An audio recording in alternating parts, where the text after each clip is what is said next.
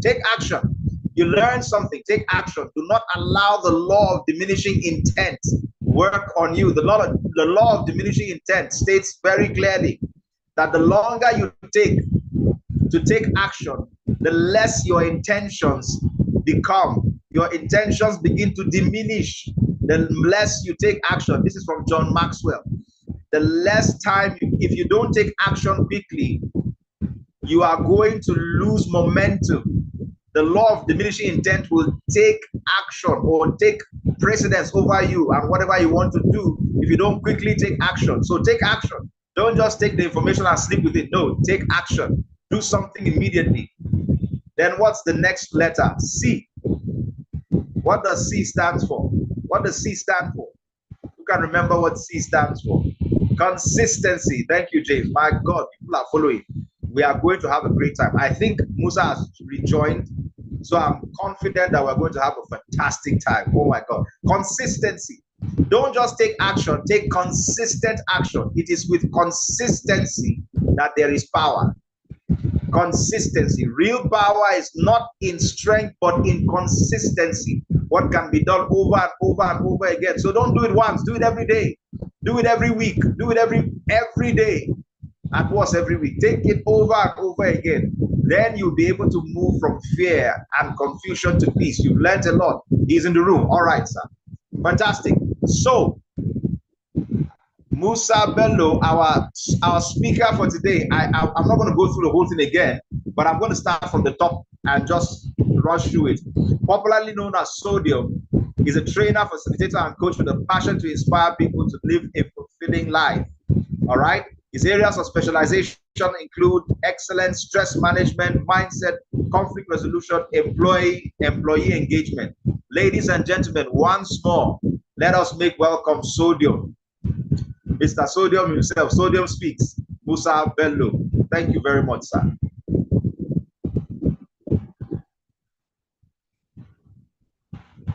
The floor is yours, sir.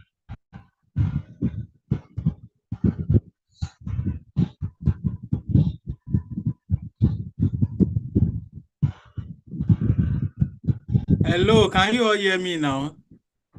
Yes, sir. We can hear you loud and clear. So sorry, please, apologies. I've been trying to navigate my two networks that are available to me, and thank God we are here. Can I share my screen, please? Moderator, Mr. Benjamin. Oh, yes, sir, you can. Okay, thank you. Oh, okay. Oh my goodness. Hello, can you all see my screen now? My slide? Please, if you can see it, type in 1. 1. Yes, we can, sir. Yes, sir. We can see it. All right. Okay, welcome everyone. My name is Musa Bello, popularly known as Sodium, and I'm feeling so excited to be in your midst right here today. Welcome to the OSP Pan-African webinar, and I'm here to, rub minds with us. I love to do conversational style of presentation, so please, I'm hoping that we all are going to engage. I'm about 5 minutes or 8 minutes behind schedule, but I promise to, make it worthwhile the same way I planned it, despite the network issues. All right, so my topic today is leveraging DEIB to resolve conflict in the workplace. So DEIB is an acronym standing for diversity, equity, inclusion, and belonging. Okay. Please come in.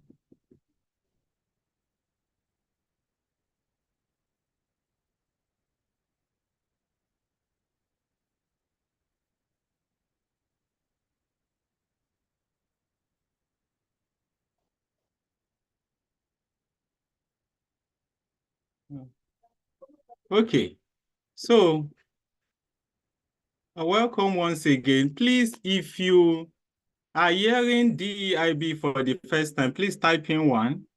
I'm trying to,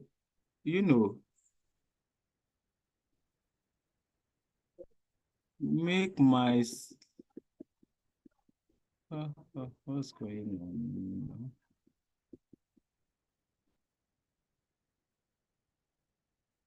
Okay, let me just work with what I have because I'm not getting what I want from this. Okay, if you are hearing DEIB for the first time, I can't see the, chat. Please type in 1, DEIB for the first time, diversity, equity, inclusion, and belonging. Are you hearing that for the first time? Okay, type in 1. All right. Thank you. All right, now I want to ask you a question. If you were raised for autonomy, type in 1. And if you were raised for loyalty, type in 2. Raised for autonomy, type in 1. Raised for loyalty, type in 2.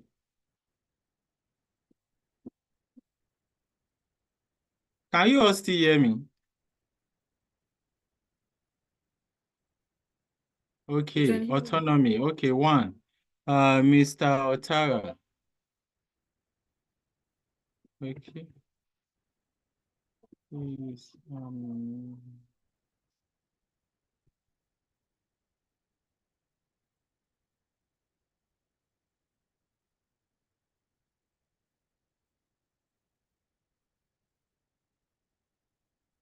okay, 1 and 2. Thank you. I love the engagement. All right. Well, I'm asking that question because wherever we are going to, we always bring in our perception about the world into that particular space. Okay. I had to stop sharing slide because I'm not getting the kind of view I want. And maybe you click on slide. Ma?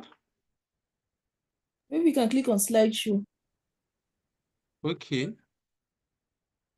It's giving me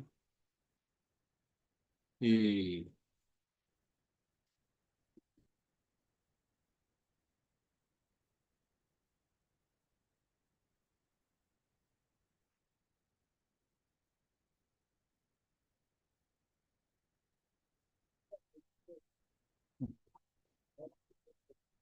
I think I have to continue the way I can. So let's just keep rolling with what is available to me.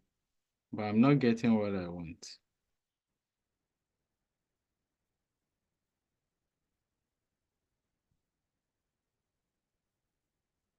Okay.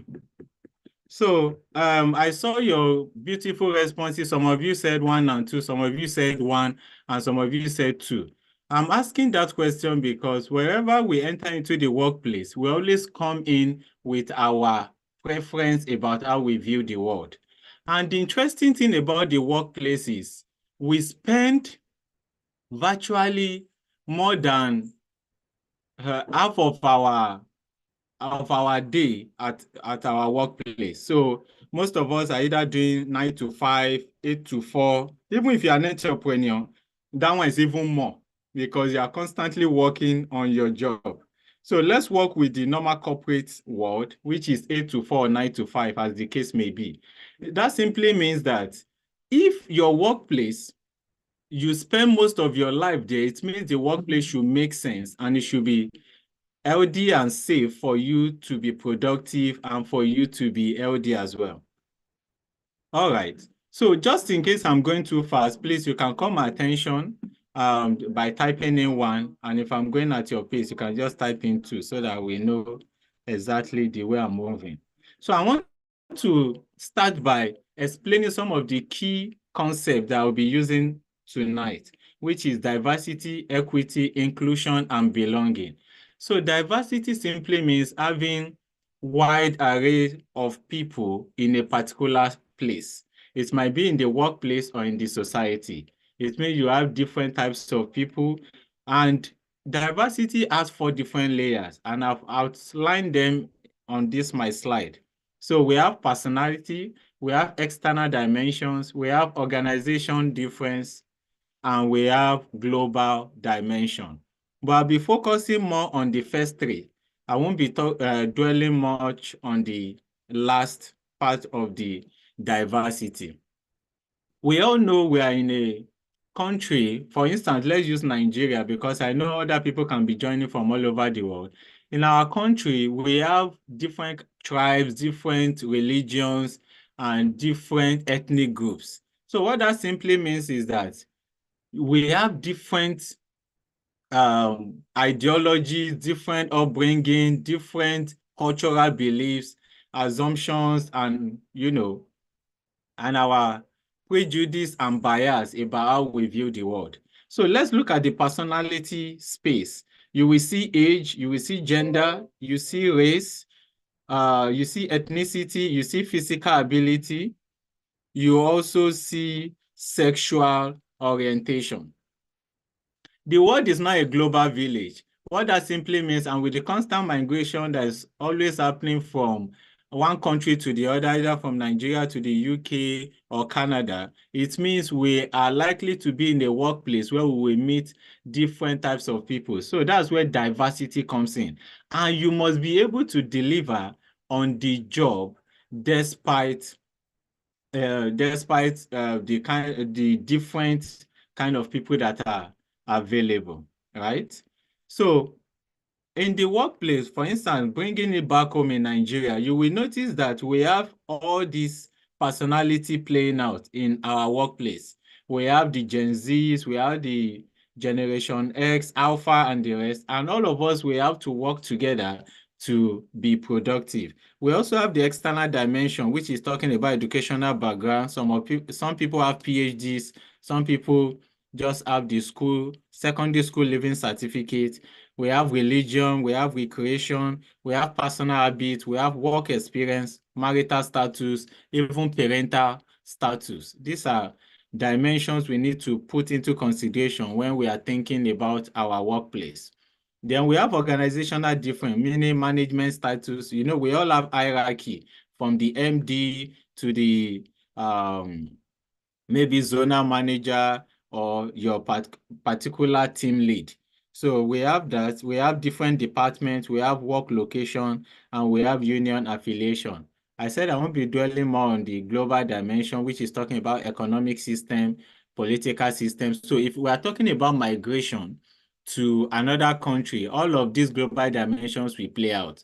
So the way their laws and legislation play out there, we determine how everyone will show up in that particular country. For instance, in Saudi Arabia, there are certain drugs are highly prohibited, and the law there is it will be death or life imprisonment. So if you are working in a place like that, you have to abide by their rules and regulation. And you have to also know that there is a way they relate with their women in that kind of country. So all of these contexts have to be playing out whenever you are interacting with them.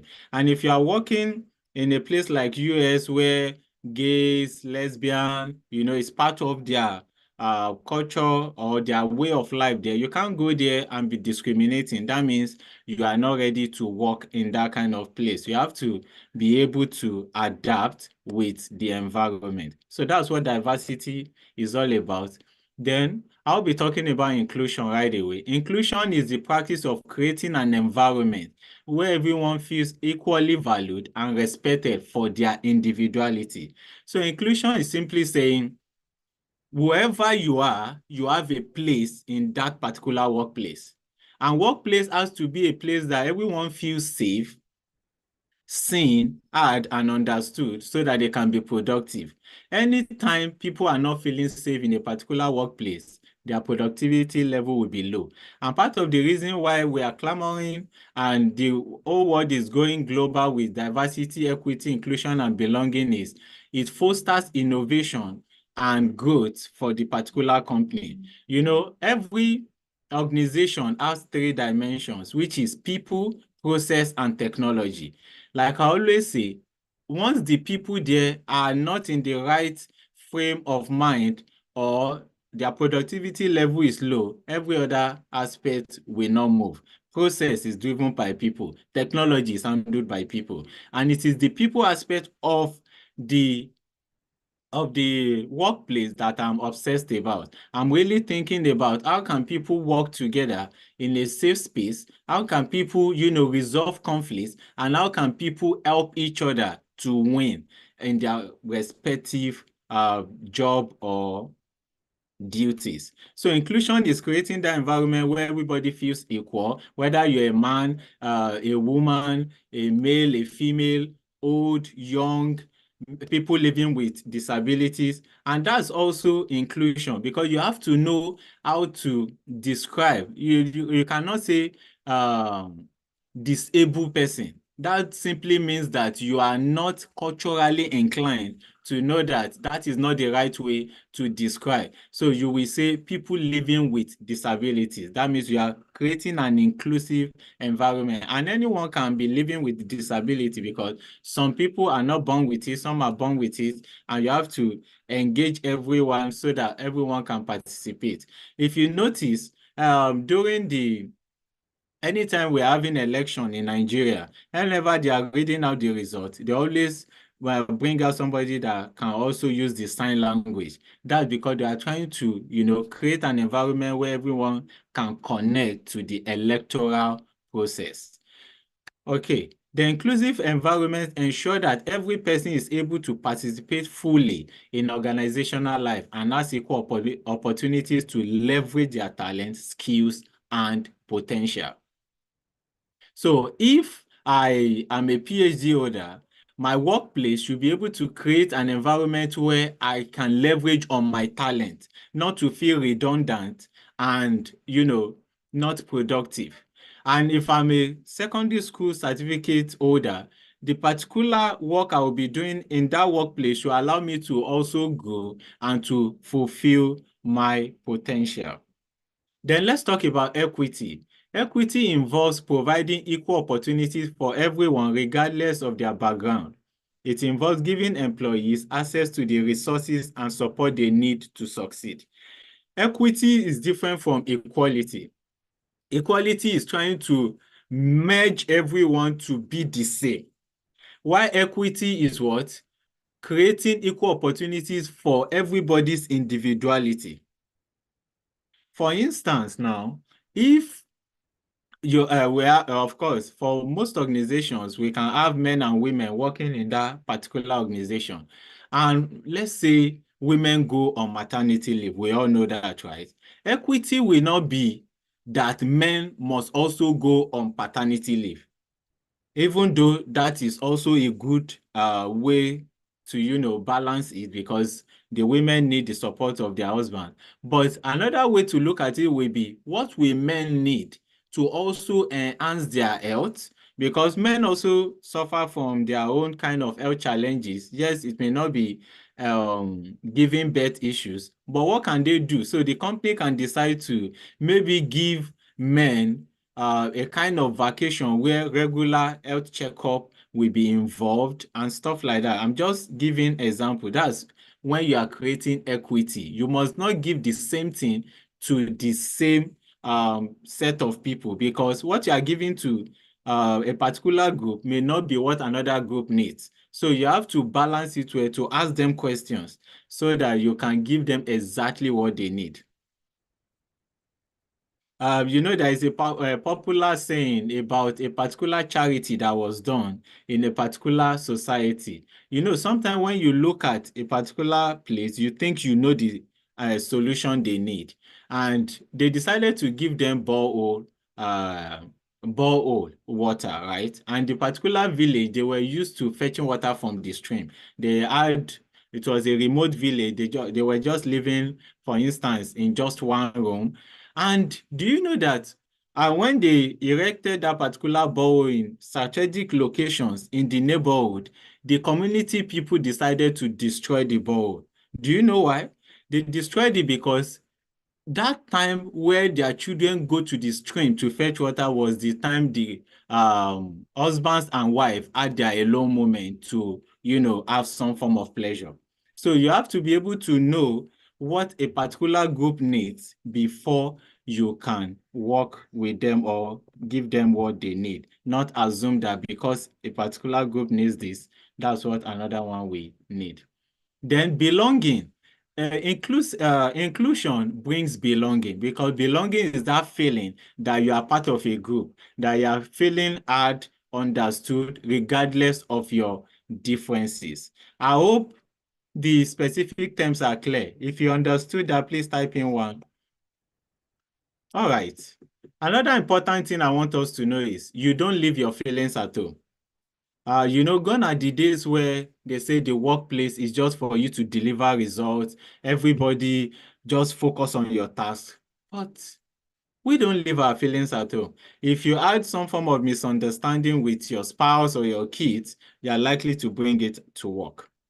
So what that simply means is, it is not just what is happening in your workplace that is the issue. You may be coming to the workplace with certain baggage of emotions, and all you need is just for triggers to feast on them, and you will think it is what is happening in your workplace that is affecting you. Yes, the triggers may influence what is within you, but you have to be aware of the feelings you are bringing to the workplace part time.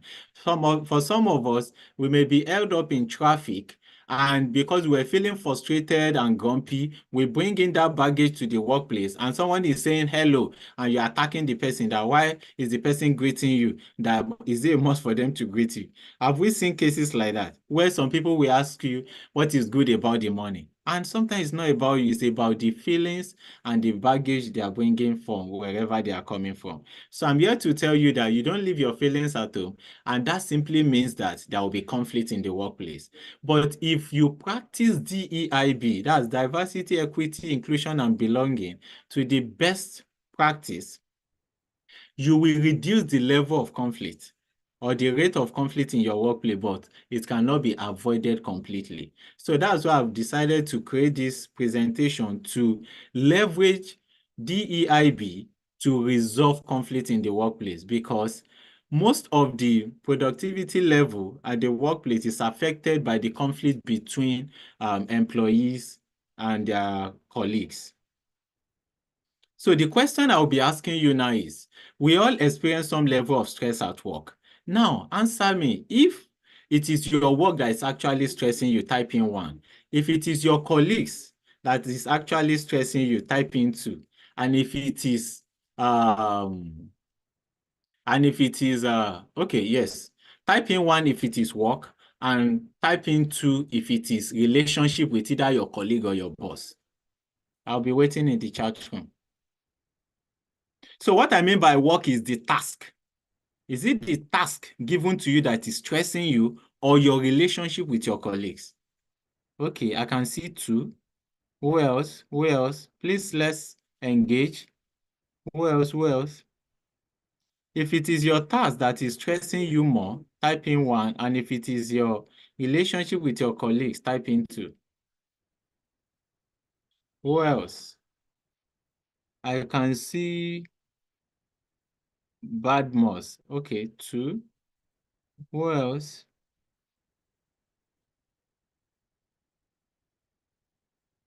Please send in your chats. Okay, 2. Interesting. Okay. I'm seeing more of 2 here. Please, you can continue to send in your chat, your response. Okay, let's move on. Let's ponder about this. Whenever you're experiencing conflict with anyone in your workplace, so what you should be pondering about is, what is this feeling or reaction telling me about what matters to me? Most times we always think that conflict is about the other person, but it's time for us to reflect inward to see how, our feelings can actually give us tangible data. Remember that feelings are data, and they tell us exactly what is going on in our environment.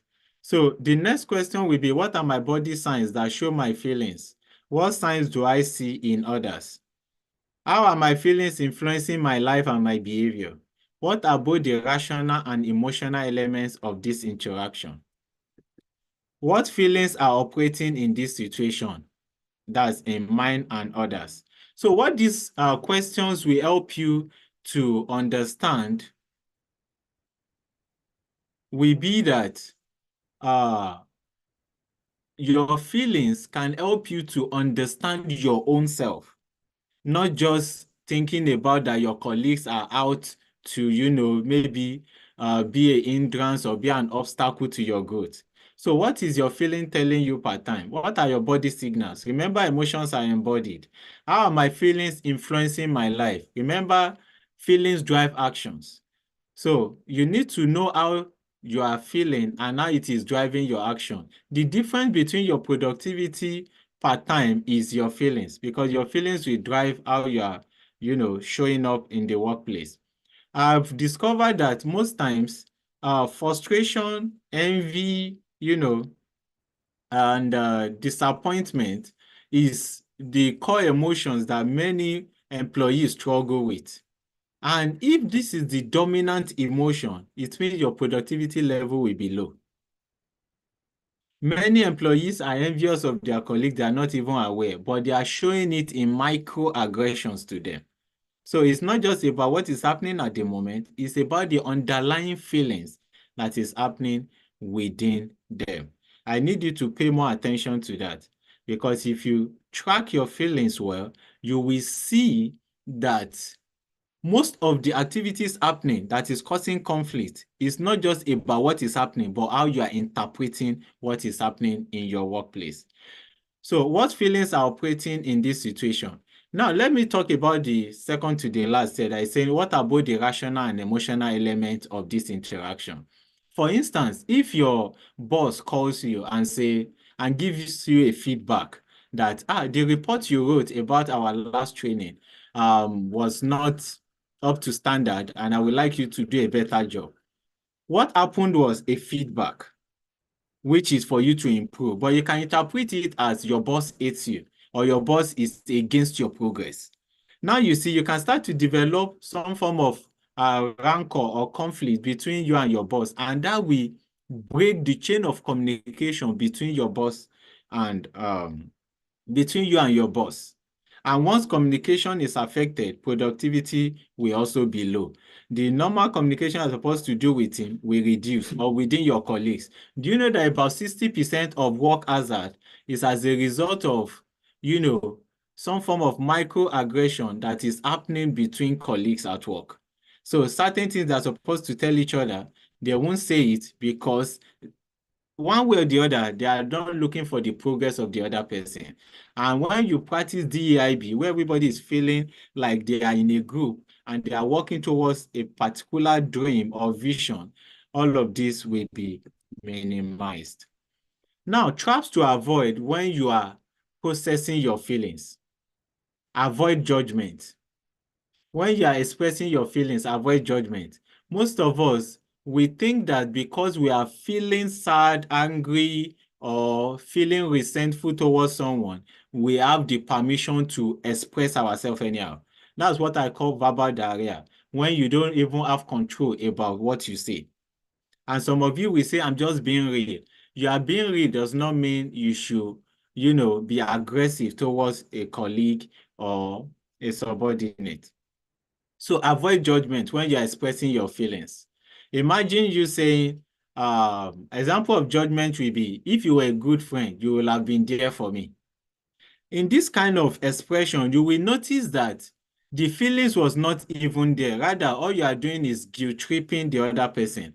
And once you do any of these traps I'm telling you to avoid, you are likely to get, counter aggression or defensiveness from the person you're expressing your feelings to.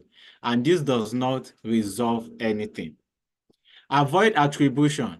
So is you projecting that somebody is out to hurt you or out to stop your progress.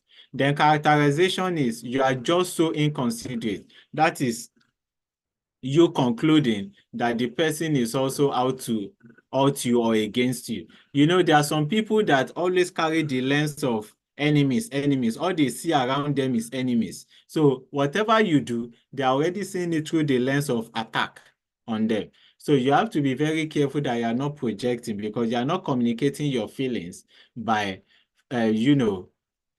falling into any of these traps. And problem solving, the answer is for you is to call me more often. Sometimes when we think we are expressing our feelings, we just skip the feelings and we are controlling or telling people what to do. And if you don't express how you feel, how do you expect the person to connect to how they can be of help? So if it's making sense, please type in 1. And if you are feeling confused, please type in 2. If you are following me, type in 1. Okay, thank you. Thank you. All right. Okay, thank you. Thank you for your beautiful responses. We have conflict resolution styles. We have the competition. We have avoidance. We have accommodating. We have collaborating. And we have compromising. So even by their headings, you already know that it is self-explanatory. So time may not permit me to explain all of this, but competitive is more like you are, is less assertiveness, less assertiveness and you trying to control whoever you are trying to resolve conflict with.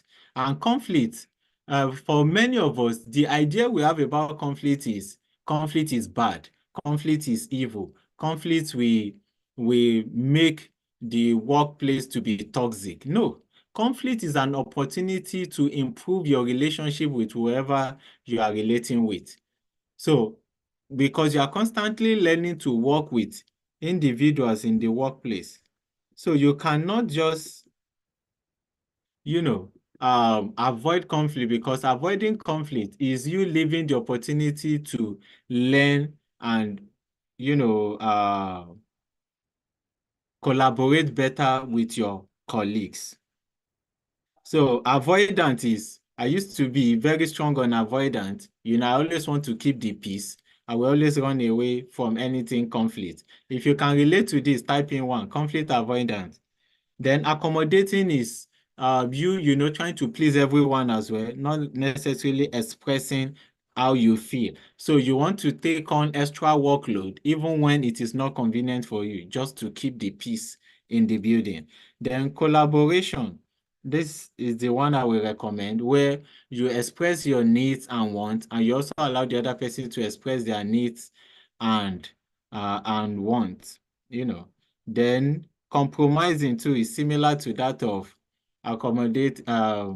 is similar to that of competitiveness, because but in this case now, you are trying to compromise just to keep the peace too, and you don't really get to the root of the matter.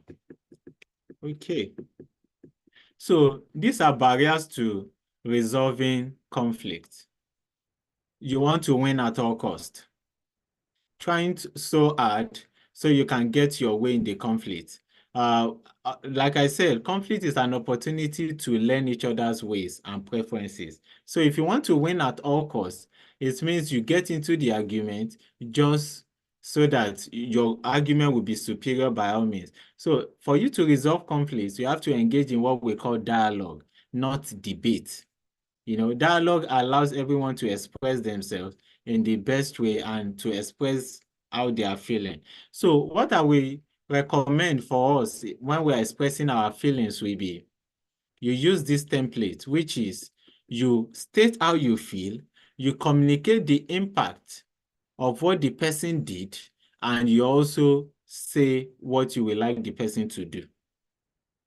Right? So it looks like this in action. So if your colleague was supposed to send you a report before 4 p.m. so that you can do your own work, and your colleague did not send it and it has become like a habit, so what you will say is, I feel, you see how you are starting it, because you are owning your feelings. You are not projecting your feelings on the person as, you are not saying you make me feel. You are acknowledging your feelings by yourself, which is, it may be, I feel annoyed or I feel disappointed whenever you don't honor our agreement.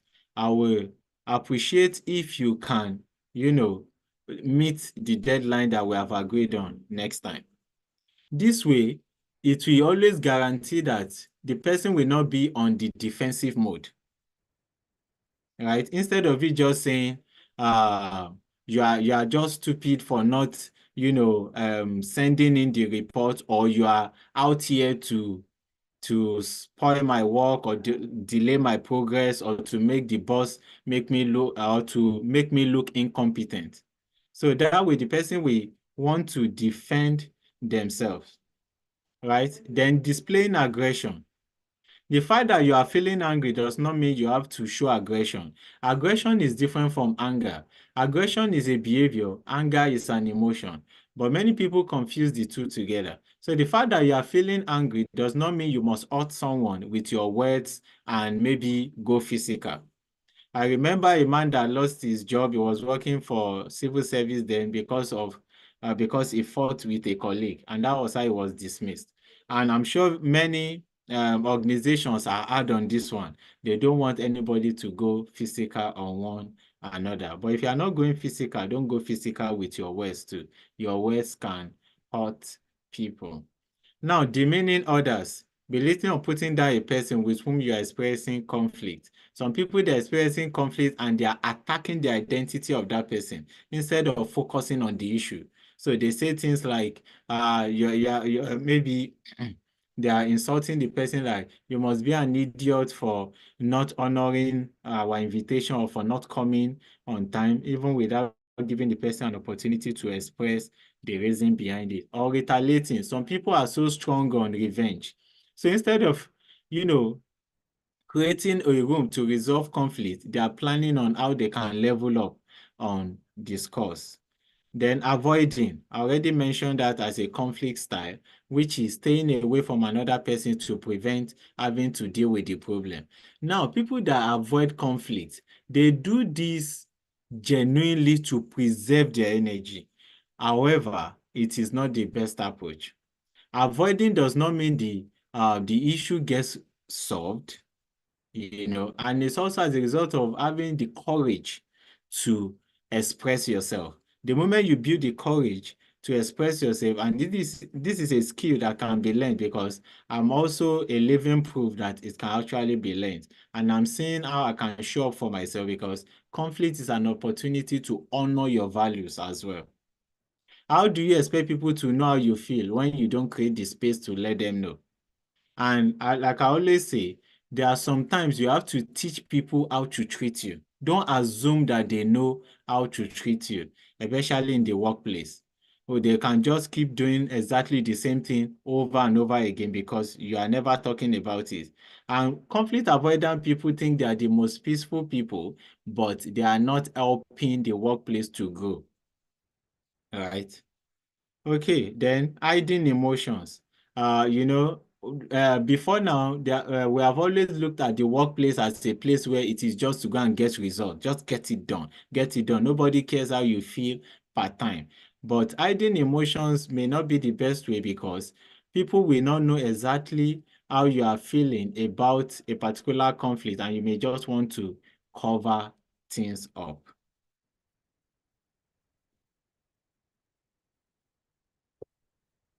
So these are the templates for resolving conflicts in the workplace.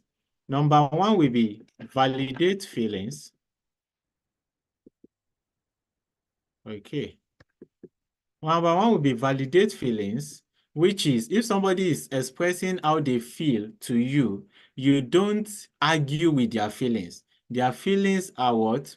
Valid. And it doesn't mean their feelings are always true or it is 100% correct, but you just have to validate it. If they are feeling angry, yes, you can't argue with that anger. It is what it is, right? So then another thing will be for you to ask open-ended questions. Instead of asking questions that will involve yes or no, ask questions like, so what went wrong? How did you interpret my action? How did you interpret our colleague's action when he did not arrive early for the meeting? That way you allow the person to, express all the nuances in the conversation. And for every conversation that is happening, there is always relational impasse. The conversation that is going on and the one that is not going on. So what is always beneath is always a tussle for power or control, for care, or for respect and recognition. So all of these three factors keep playing out in every conversation we're having with anyone. We are constantly thinking, who is in control here? Who is having the power to make a decision? We are thinking, does this person care about me? And we are also thinking, do I feel recognized and respected in this conversation? So those are the three things that are constantly going on in our, regardless of the narratives that we may be giving. Then listen. Listening is a hardcore skill, and many of us are not very good on that because these days our phones have become our major barrier to communication. Many people will rather avoid one-on-one communication these days and they do it via chat. Like I always say, chat is like one of the lowest and the lowest channel for communication because facial expression will not be there, body language, even tone will be missing. And words are just about 7% of what we say. Though there are some cases where it is only via chat that can be done, but we can do better if we know that we can express our feelings, physically. And the reason why we're avoiding that is many of us, like I said, we don't have the courage to express our feelings face to face with whoever we're having conflicts with because we have seen conflict as something that is bad or negative. So the moment you start to reframe your mindset about conflict, you will see that you will be more willing to engage with it and you will see better results. So my question will be, the last conflict you had, were you glad you had the conversation or the conversation did not go well? So if the conversation gave you the result that you wanted, type in 1. If the conversation complicated the conflict, type in 2.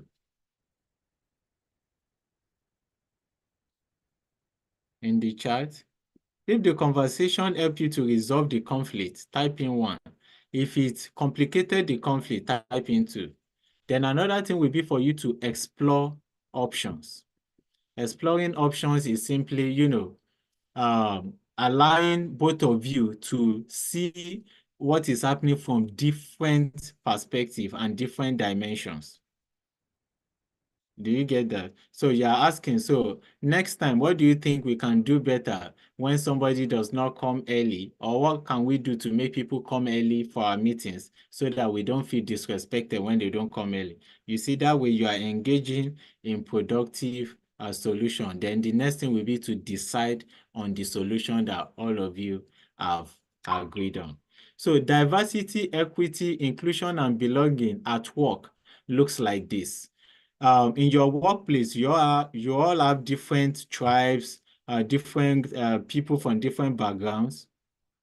The next thing will be for you to create an environment, equity, where everybody can, express their talent and gift. That's equity, regardless of the skills they are bringing to your organization.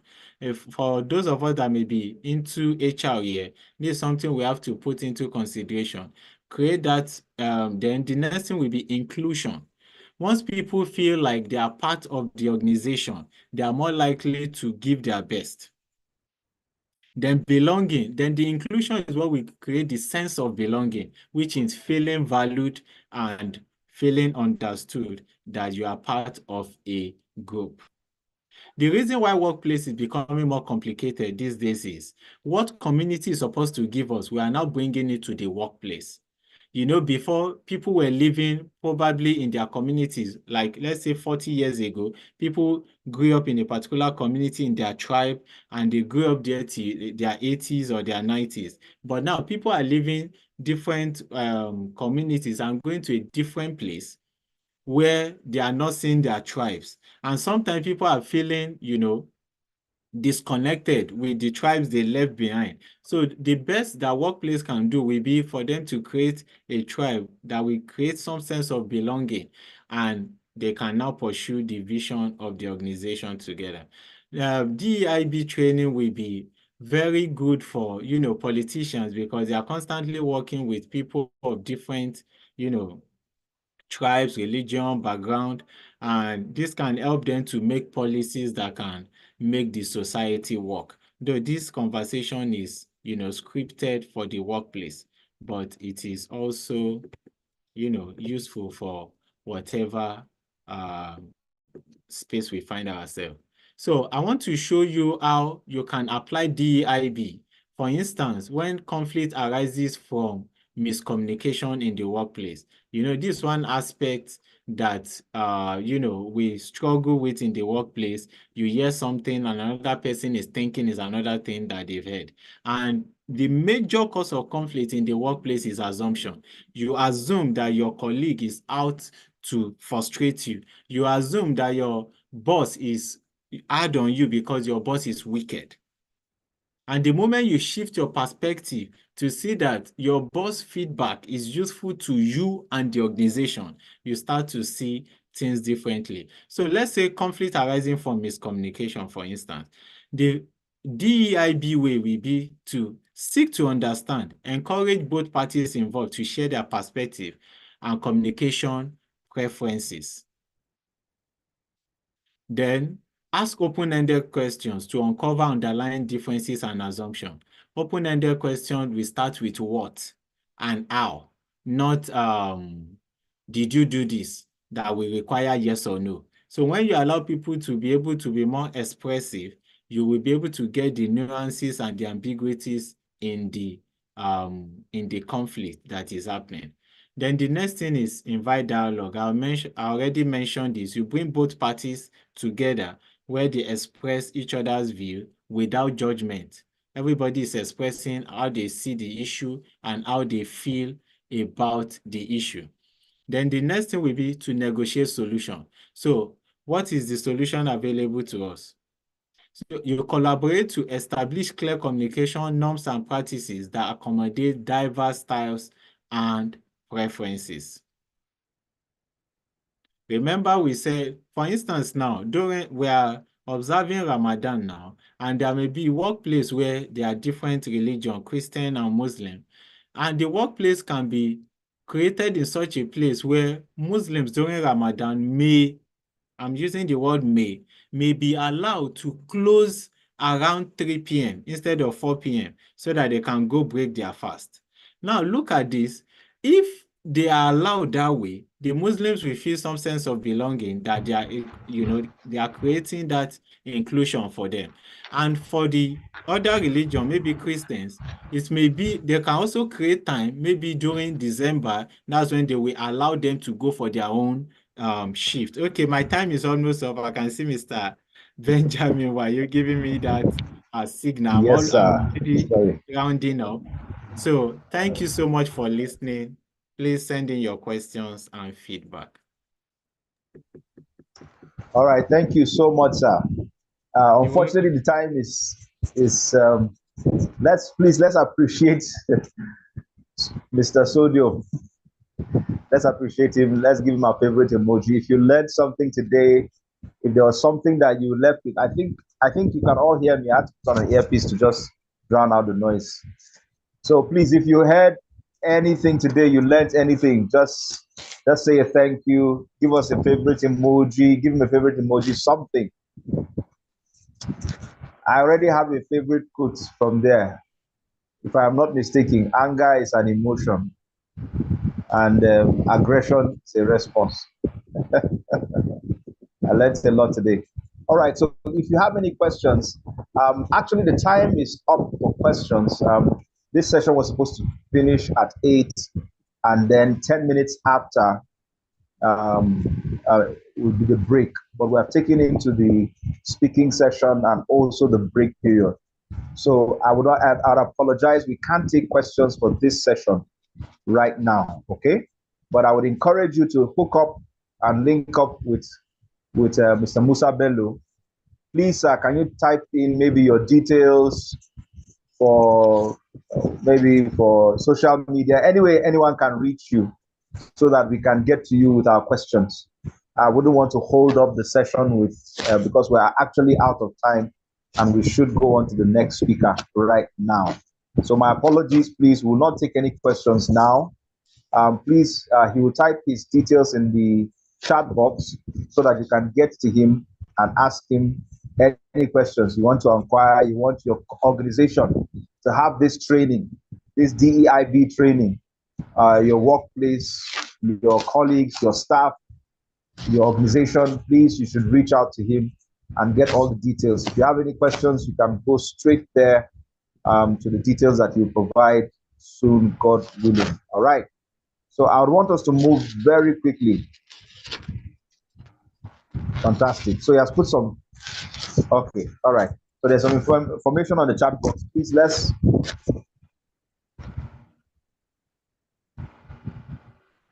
All right. Let me go to the next speaker. All right. I think it's time for us for our next speaker for today. I believe our next speaker for today is here. Yes, she's online and I'm sure she's ready to go. So let me read her profile.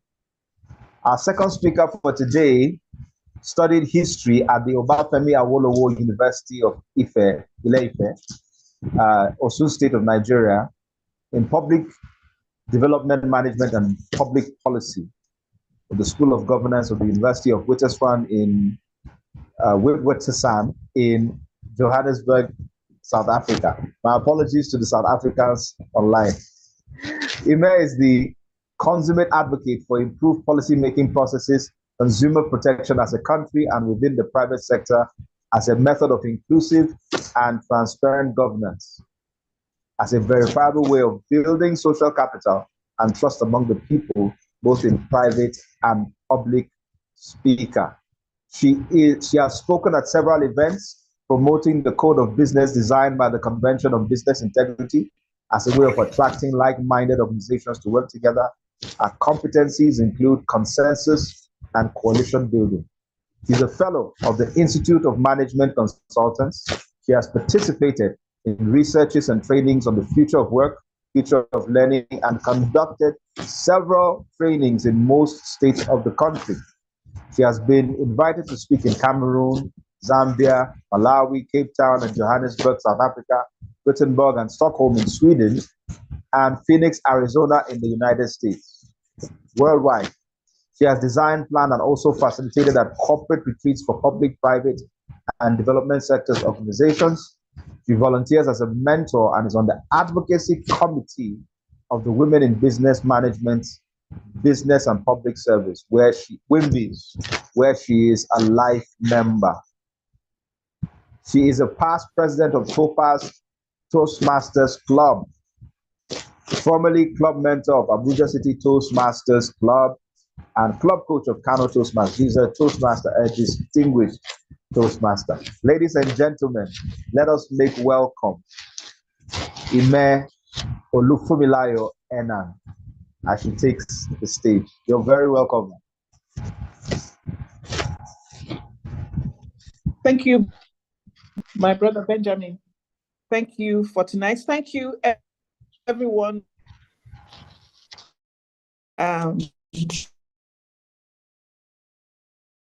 Of creating these kinds of platforms that enable us to share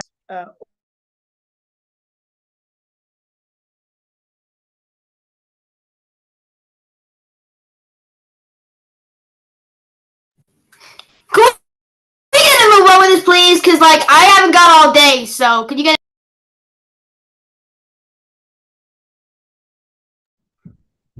Okay, we have lost you there, ma. We can't okay, hear you. I'm back here. leave the call because like it's not funny anymore. Okay. All right. Benjamin, leave. You're free to leave. Okay. Thank you for the time. Like I said, thank you for the platform that we have to share what we've learned, what we've experienced, and how it has worked both for us and for the people around, from even observing. Thank you, the Mr. Bello.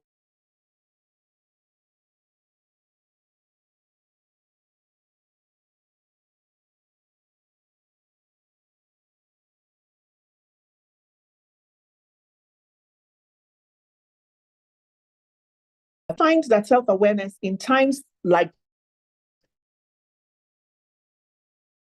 this time is critical, because every human thinking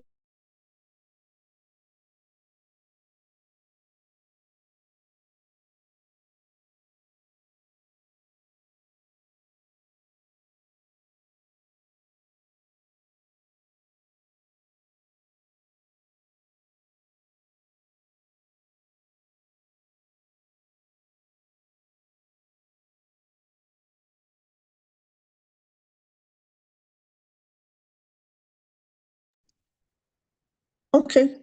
We're talking about self-awareness this evening with the focus on how it helps us navigate the world, navigate our workplaces, navigate our families, navigate every experience we have to wade through. I've found over the years that so in the course of this presentation tonight, I will share with us what self-awareness means, how, and also to provide a balance, I would also add what the possible demerits could be. And then please feel free to, share emojis if anything resonates with you. Permit me turn off my video because of the what's it called, the situation of power around me. So you wouldn't see me that well anyway. So that's why I've done it the way that I have. The next slide. I don't know what the best cue will be if I want to ask for the next slide. But to define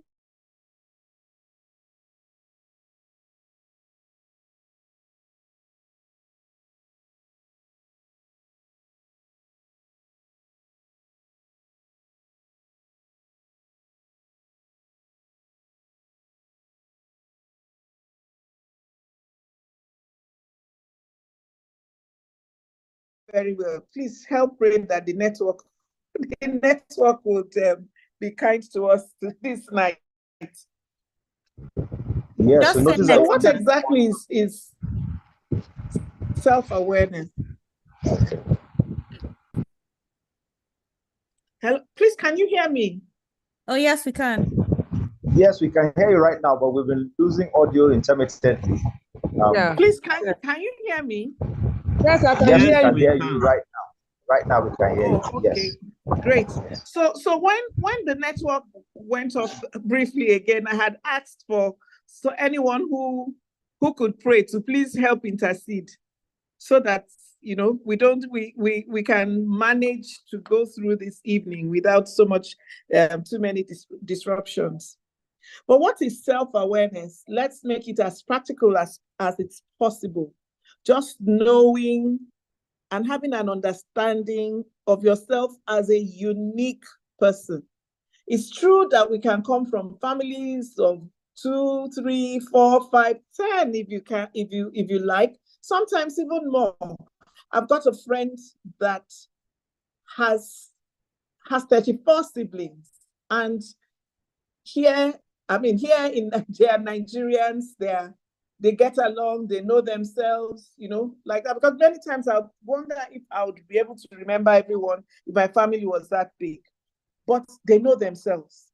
And within that family, everyone has a unique there's a way everybody behaves. So you'd find the one that is very business-minded and can sell his food, or her food just to get the money. There is the other one that is very helpful, the one that is very knowledgeable, the one, so you have everyone with something unique about them. In the same way, if we just look inwards, we'd find that there's something unique about us, something that sets us apart from the others. And so in our trying to be friends with people, in trying to be liked by others, we should not lose focus of this, because that's what marks us out. As a matter of fact, that's why we call it a superpower.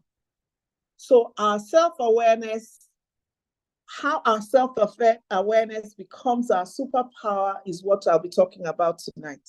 So we start by acknowledging ourselves as unique individuals, looking at how our thoughts are important. Our thoughts become feelings, and our feelings become behaviors.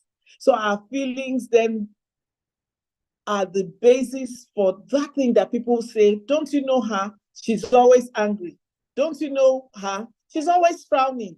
Don't you know those things that people say about us is based on a repeated behavior. And where does it start from? It starts from our thoughts. Just thinking about, and this we can apply to ourselves anytime. The moment we think about something, watch it, and you see that you are able to begin to feel that way. I have a sister who on Sundays would be, because she didn't like Mondays, right? Would begin to feel, she didn't just like Mondays. And before you know it, sometimes she actually became sick before Mondays, before the Monday. And you'll be wondering, is she pretending? Is it real? But when one now knows that your thoughts become feelings, and feelings become behavior, you see that we're able to create what we think others have placed on us. So many times you say, she made me angry. That thing you said annoyed me. You'll find in the end that we are the architects of everything that we blame others for. So when the person said this,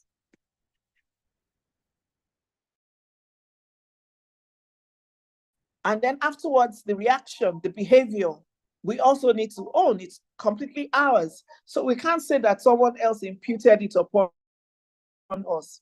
It's important that we understand ourselves. So by, the triggers that we have, those things that annoy us, those things that, we cannot stand.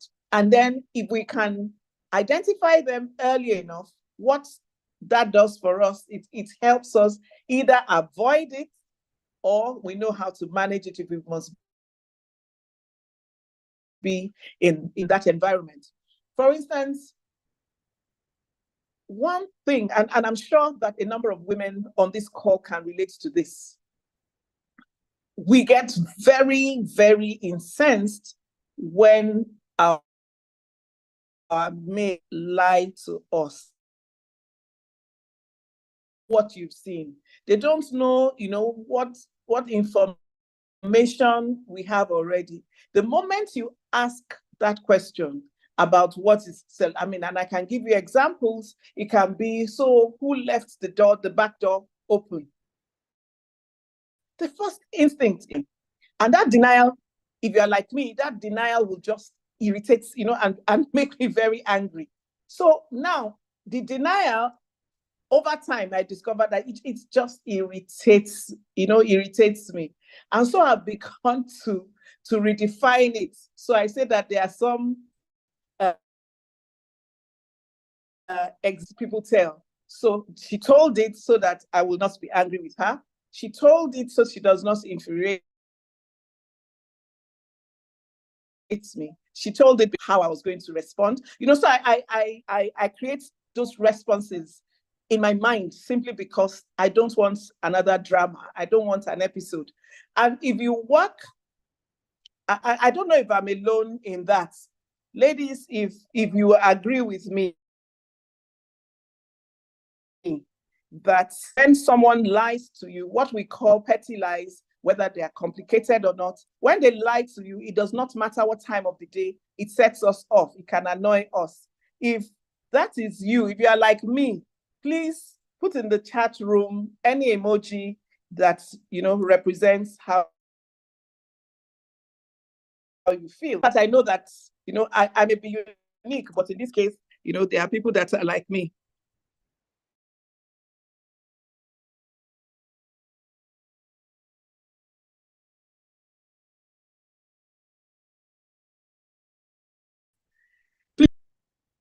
Can you hear me? Oh, okay, great. Yes, we can. Oh, great. Thank you. Okay, so I just wanted to be sure that there were other women who didn't like to be lied to as well at home, especially, you know, in the mornings when you just get back from work. And it's over time that I began to discover the timings that it sets me off. So I come, whether first thing in the morning, because I think that this person's, so you hear expressions like, don't spoil my day, you know, don't make me come and have a bad day, don't you know, don't start me off, and things like that. Or when I just come back from work and the first thing you hear is, I just came back to rest and see what this one, you know. So offended as if there is a timetable, you know, there's a particular time that I'm allowed to feel the way, you know, I don't want to feel. But of course not. So let's bear in fact that our thoughts create our feelings, and our feelings also create our behavior. Next, please.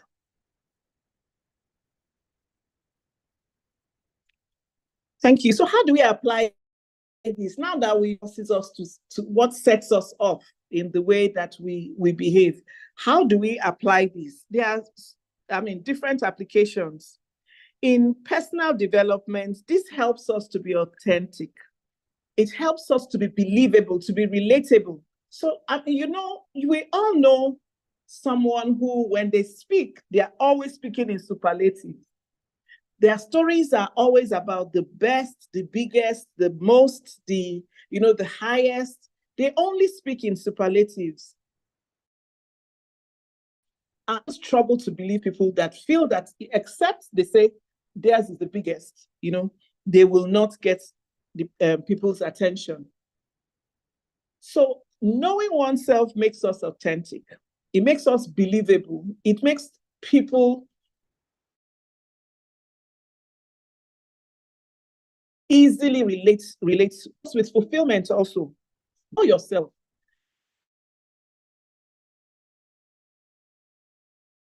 But there are some things I don't aspire to. I went to a meeting a few days ago. There was a presentation in honor of women.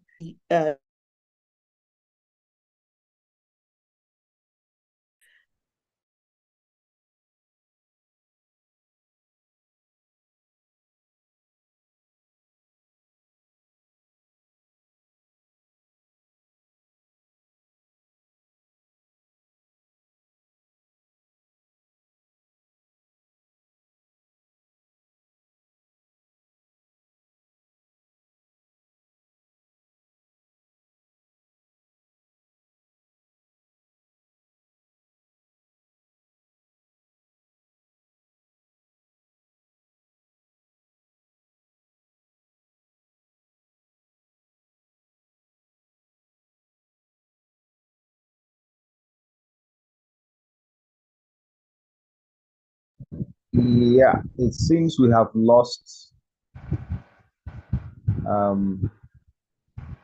it seems we have lost her. Network has been really challenging. Connection has been really challenging in the last few weeks. Sad but true. Let's see how, let's wait a bit and see if we can get her back online and continue from wherever she stopped.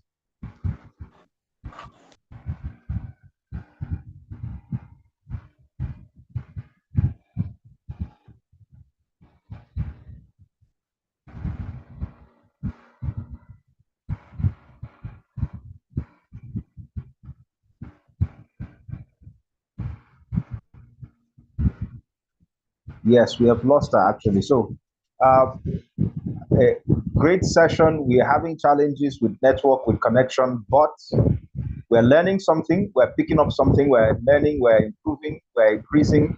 We are moving from fear to peace. Well, right from the first session where we were talking about diversity, equity, inclusion, and belonging, and learning so much about emotions and conflict resolution, we are here already with a Toastmaster, with a trainer, with a coach, and a facilitator also. This is Enang, sorry. And we're having problem with connection, but I'm sure we're going to have her back in a while. Whoever it is that she asked to be praying, you've tried, but you need to try harder. Now, please, if there's anything that you've learned so far from our session, just to keep the tempo and the momentum going, if there's anything you've learned from a session so far, I would like you to put it over power. If there's anything you've learned from the session, I'd like you to put it in the chat box. Just type something in the chat box very quickly. Anything you've learned so far from a session, anything you've learned so far, you can just type it in the chat box. Self-awareness. We're talking about self-awareness.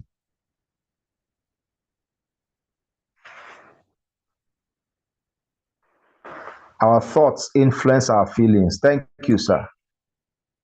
Yes. Musa says our thoughts influence our feelings. Authenticity stems from knowing oneself. Very true. Our thoughts eventually influence our feelings, and our authenticity comes from knowing ourselves. I think thoughts become feelings and in turn our behavior. Thank you, Aisha to Badmus. Thoughts become feelings and eventually become our behavior. We are definitely learning and we are definitely following. So this is true. This is a fact. This is a learning curve. This is a learning period for each and every one of us. I am learning. I'm picking up a lot of things so far. If there's anything else you've learned from the session, self-awareness, feel free to please type it on the chat box. Let's engage our minds before she gets in. I can see she's trying to get back online, and I wouldn't want to take her session. Okay, she's back. All right. Ma, you're welcome.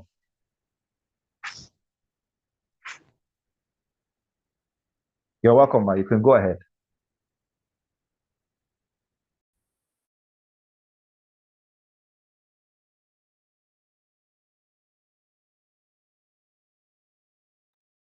Hanessok has thrown her out again, sir. Oh, okay. Sorry about that. Okay, fine. We're still here, and we're exploring all the options. We're looking at everything that we have learned so far. We've learned so far. Our thoughts influence our feelings. Our authenticity stems from knowing ourselves. If you know yourself, your authenticity comes from knowing yourself, understanding yourselves, and our thoughts become our feelings, and our feelings become our behavior. Our thoughts become our feelings become our behavior. Whatever thoughts we have become our feelings, and those feelings eventually become our behavior. Our feelings are a feedback showing us whatever things we're thinking, and they eventually become our behavior. I remember one thing that was so, will I say, Thank you very remarkable. much. Okay, you're welcome, Can you hear Ma. me? Thank you. Yes, Ma, we can hear you. Thank you for coming back. The prayers are working. The Thank prayers you are very working, ma. much. Don't worry. The prayers are working. Okay. I was just going to plead with that person that they shouldn't stop praying. Thank you very much. Thank you. So I was saying that our knowledge of ourselves then help us with our personal development, our authenticity. So we want to be authentic. You want people to believe what you say. You don't want to sound like a politician when you are not one. And I apologize, politicians here, but sound like who you are. You don't want to sound stressed when you are not one. You want to sound like, someone who's just telling tall tales. You want to be believable. And for that reason, yourself. That's to say, you know your boundaries, you know your limits, you know your strengths, you know your weaknesses, you know those triggers, you know the things that excite you, you know the things that annoy you, the things that can irritate you, can put you on edge. We need to know these things. The things that, for instance, you also need to know what your allergies are. You need to know some basic things as much as you need to know how full you are. You need to know that that this particular meal is not good for you. You need to know that when you take certain, and I'll go to food again.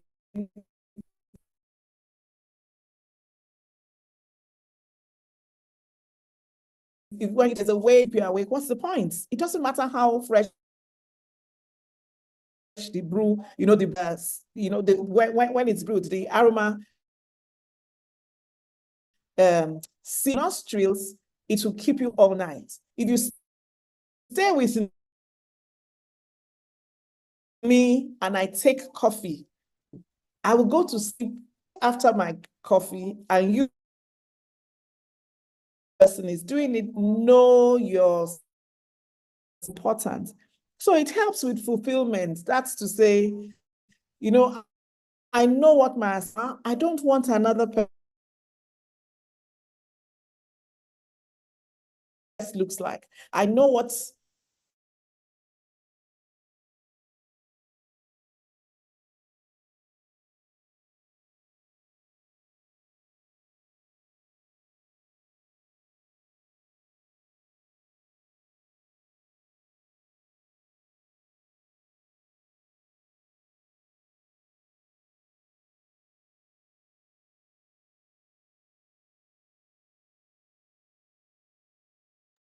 So if there's someone here that is not a Nigerian, if I have any of my friends I've invited from outside the country, you see why they say we pray about all things. I mean, this is just, this is one typical instance.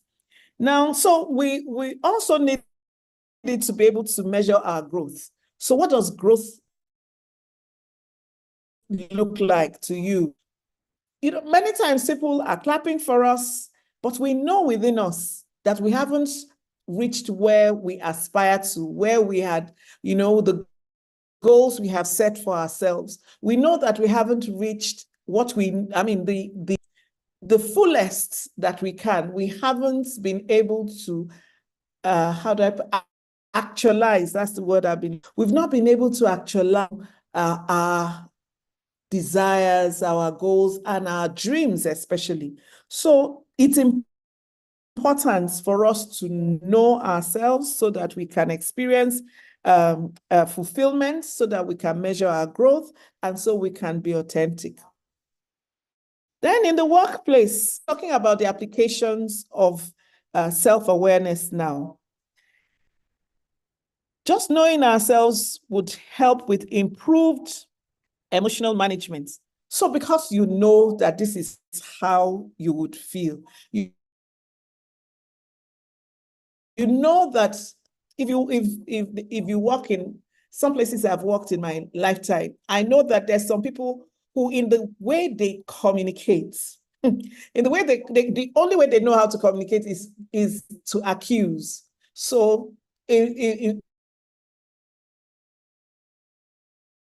if they are going to ask if you, I know you didn't do it, that's the way. So naturally, that will set you off into the defensive mode.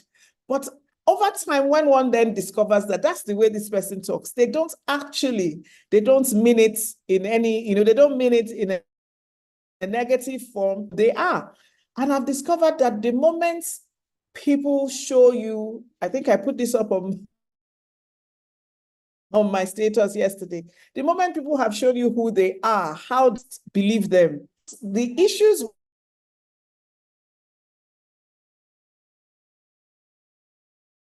is when we expect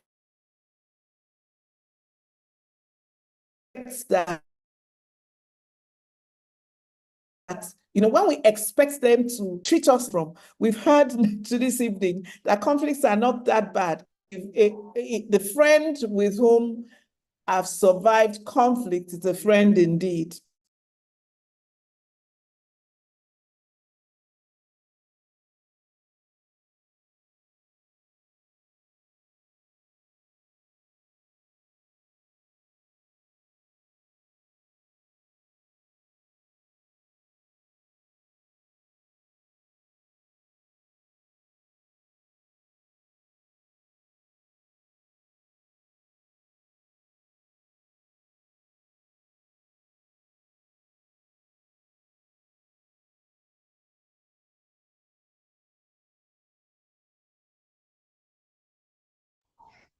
We must learn today.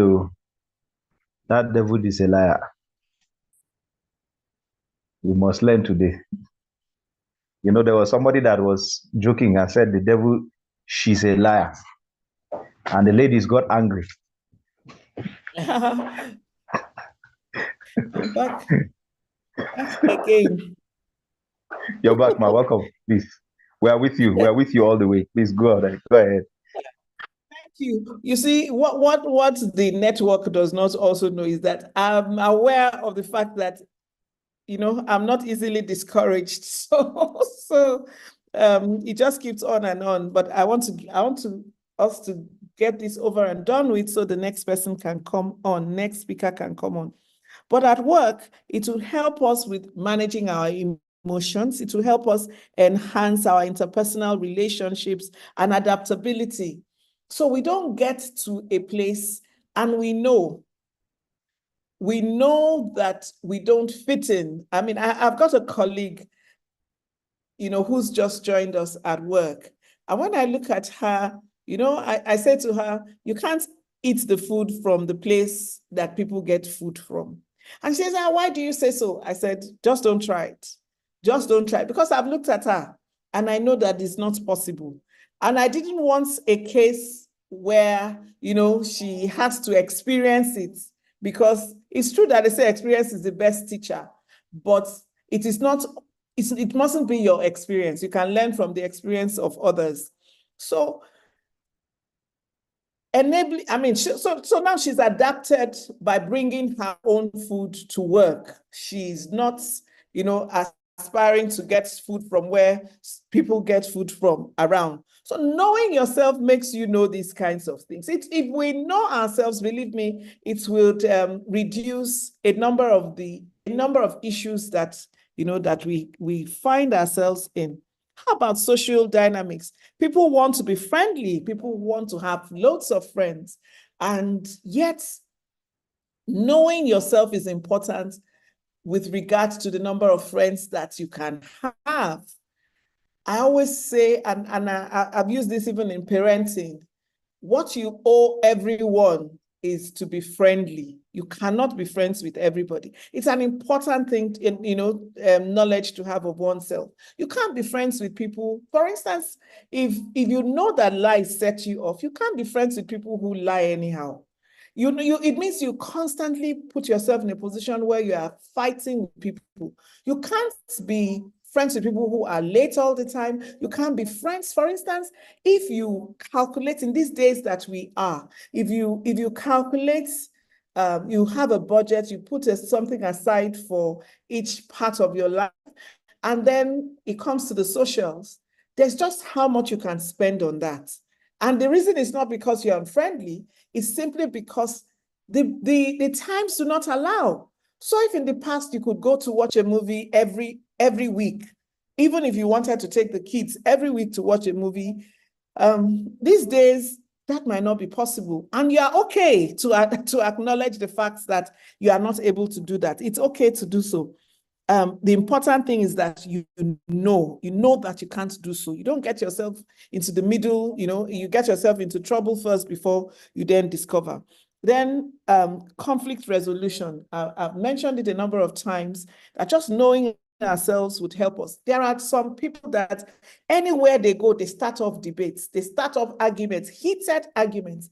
There was a time I remember I was visiting a country, and there were people that I'd gone with a friend, and there were people that were not Nigerians. And this person just looked at them and began to analyze their country and their culture. I felt I could, I wanted the ground to open. And because I looked, I pinched, I did so many things that I thought could distract this person, but they were so, they were so into the conversation that they didn't see all my gesticulations, all that I was trying to do to stop them. So in the end, we had a heated argument that evening. We all dispersed, and nobody was talking to the other. That could have been avoided. Next is our mental health. If you know what can stress you up. And I know this about groups, WhatsApp groups that have some people who have an opinion about everything. In the time that we didn't know what COVID was, and some people had started talking, I excused myself from the WhatsApp group of my school, of my class. I excused myself, not because I didn't want to be there, but because I didn't want anybody to come and, put things in my mind that would terrify me, or that. So I just gave some space. And then I came back when, we could start moving around. So I have found that we need to know what it is that stresses us out. I tell people I cannot go out back to back. That's one that you go out today, and I'm not talking about work. I'm talking about, you go out, see this person today, go out and see another person, go out tomorrow, you go shopping, then you go to the market. I just found that I'm not cut out like that. I would rather go out one day, do all that I need to do, come back and rest for the rest of my weekend. For instance, as a lady, I don't do my hair during the weekends. And why is that? Because I don't want to spend all my weekend in a salon. So I'd rather close, go to work, get to the house late, but know that the weekend is all mine.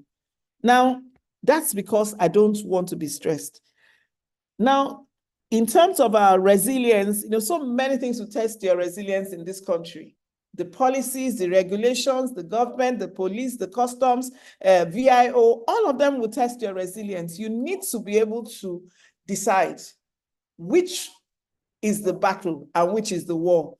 I've discovered that anything that is not based on logic, I find it difficult to express myself. So it means I don't like to engage in conversation with police people, because a policeman is not logic he's looking for. Most of the people that stop you on the roads, they are not looking for logic. So I'd rather be quiet, because I'll then be that woman that would annoy them, because they say, you think and all of that. So I mean, where does that get? So I try as much as possible. I would rather err on the side of caution than face these people. Truly, and it's from just knowing that, I can't win this argument, so why try? Self-regulation. This is important to know. We like to talk about leadership, but self-leadership is the first form of leadership. How is it that you do not even know when to keep quiet?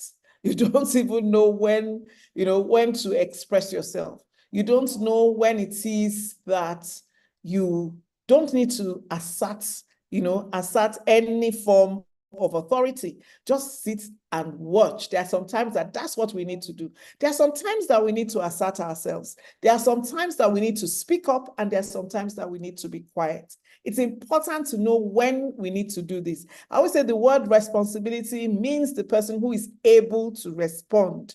That's what it means. So that ability comes with practice. It comes with simply knowing oneself. Our mental health, and that's why I like the young, they call them Gen Zs. They know, they have a name for everything. You and I can say, oh, I feel somehow, or this thing is making me somehow. They have a name for it. I remember one day I was describing something to my daughter and she said, oh, they're gaslighting you. I said, what does that mean? Gaslighting. What does that mean? But yes, when I looked at it, there was a definition. I was amused. Then someone said to me once, oh, that's ghosting. What is ghosting, for heaven's sake? Until we know ourselves, we don't know when we ourselves are the ones doing these things to others, or when that's what they're doing to us. If we don't know what it is they're doing to us, how do we then protect ourselves? How do we protect the people that are under our care also? So it's important that we know ourselves. And physical health. When they say somebody just slumped, I always wonder how that is possible. Many times, and that because we are Africans, there's a tendency to want to believe that, it's village people, is something spiritual, is, all of that. But the body speaks. There are many times that our bodies are telling us, how to behave, telling us that it's tired, it's been overused, it needs to rest, but, we just keep moving, we keep pushing. There was a time that I had learned, and this is for, those of us, and I speak to those of us that are Christians here, that like to fast and pray, fast and pray. And for some reason, a particular set of pastors within a ministry were always praying and fasting. And guess what? A number of times they were also falling down. So somebody will stand and suddenly fall down. Another will vomit and then sometimes vomit blood. And, I found it difficult to believe that this is what God called them into. Somehow people were not listening to themselves. And because we still have the mentality that, we have to suffer ourselves before, before God will hear us.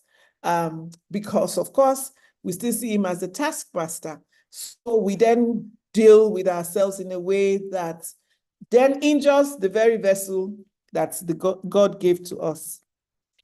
Next slide, please.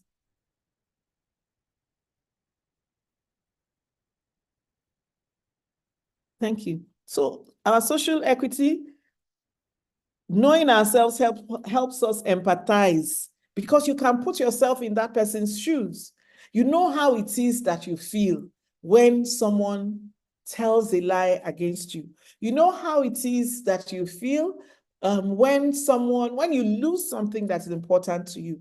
You know the way you felt if you've lost anyone before, when you lost someone, when you were grieving. You are able, empathy means that you are able to put yourself, in that position and, reach out to the next person in a way that you would have loved to be reached out to.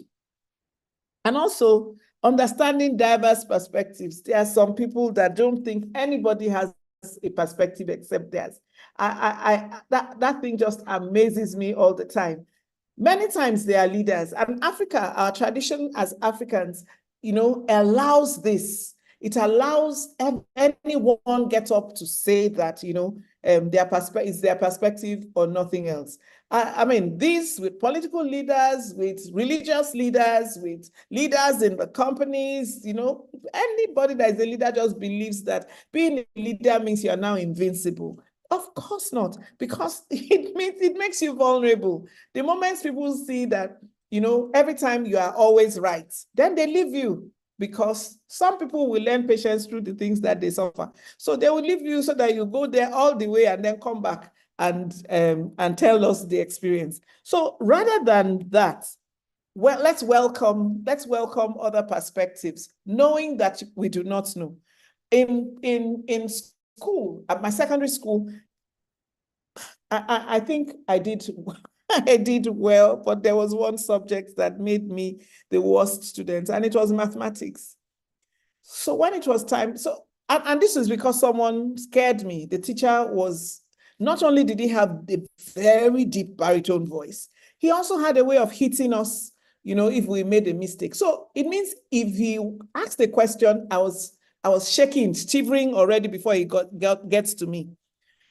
Then when I missed it, he would hit me on the head with a blackboard. That was a blackboard ruler, you know, that very long one. So I was just terrified of mathematics.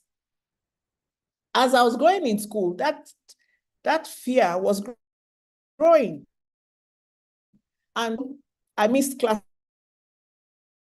classes when it came to maths. And so when it came to the day of the exam, what I did, knowing that I didn't know anything, was to write my name.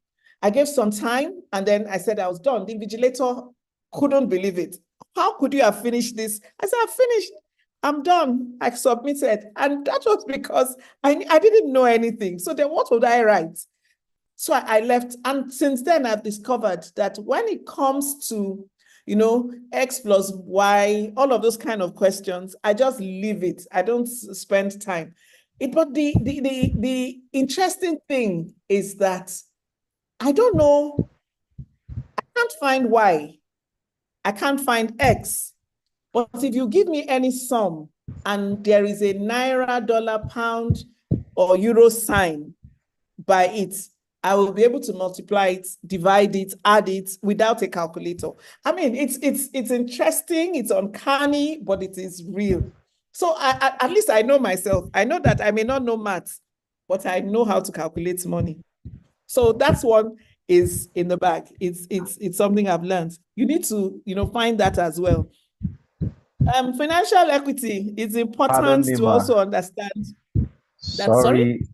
Pardon me, ma. Your time is actually up. Yes. So if you could round up, please. Okay, I'll do that now. Thank you. No, not at all. Financial equity, just the knowledge of money, how we respond to it. When you get a raise, what comes to your mind? When you get a bonus, what comes to your mind? When you get money, when you are about it big, what are your financial goals? It's important to also know oneself with regards to this. Next, please. Next slide.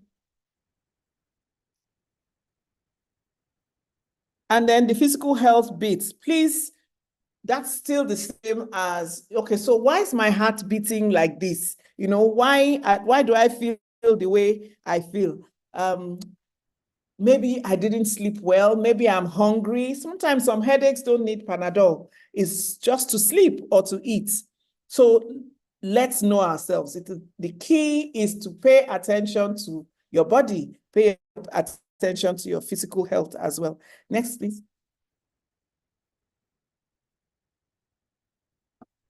Next slide, please. Okay, the mental health, I think I've talked about. Let's form ways to protect ourselves. Don't deliberately put yourself in a position where there's conflict all the time. People continue to misunderstand you and you continue to explain yourself. All of those things, protect yourself. And there's no one that can do this like you, truly, no one. We thank God for therapists, but there's still your part in it. In the end, the therapist is going to still make you, do what you need to do. So what are the benefits? It is improved self-understanding and authenticity,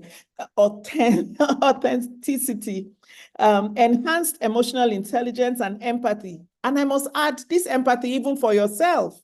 It is legitimate. It is valid that, you are able to give yourself a hug, able to pat yourself on the back. You're able to, tell yourself, well done. Even when you tell yourself, I could have done better. You must learn how to also accept compliments, accept praise.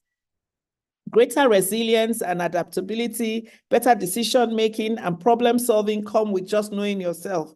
And then the deeper and more meaningful relationships. Once you know yourself, you know whose friends you can be. You know who you cannot be friends with. Sorts of self-awareness, for some, especially women, at times that's where the imposter syndrome comes. So people are, can it be me? Can I be all that? Is it true? Do I deserve it?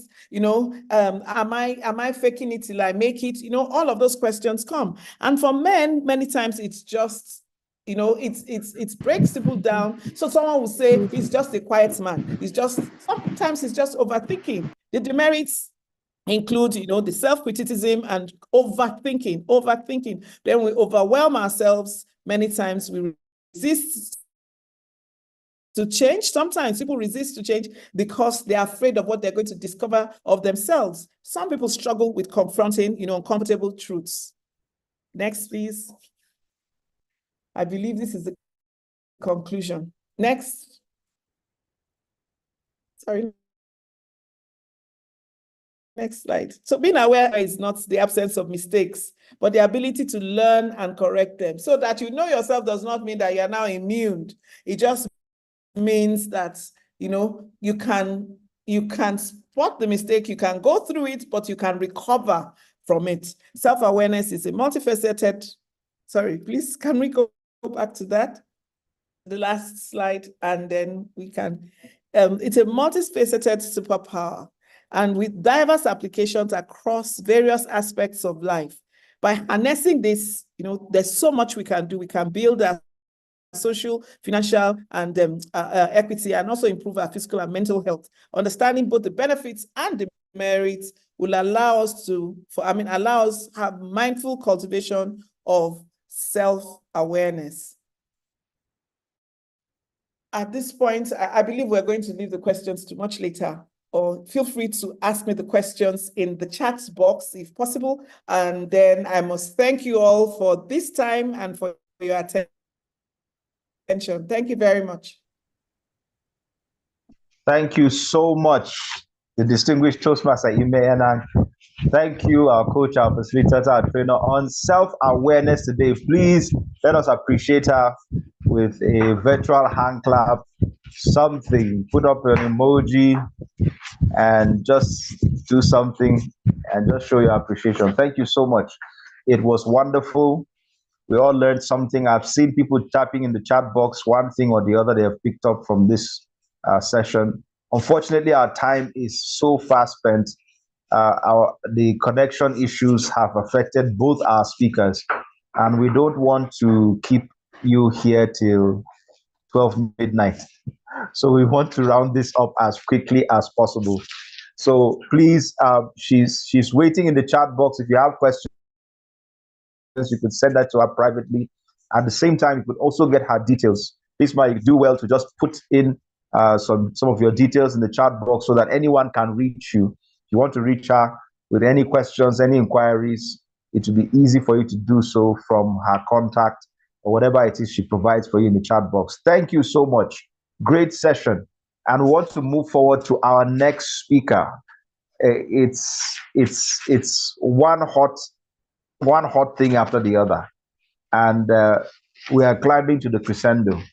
So our third speaker for today is a highly skilled and dedicated human resource professional with a wealth of experience in talent management and organizational development, with a proven track record of successful sourcing, recruiting, and onboarding top-tier candidates.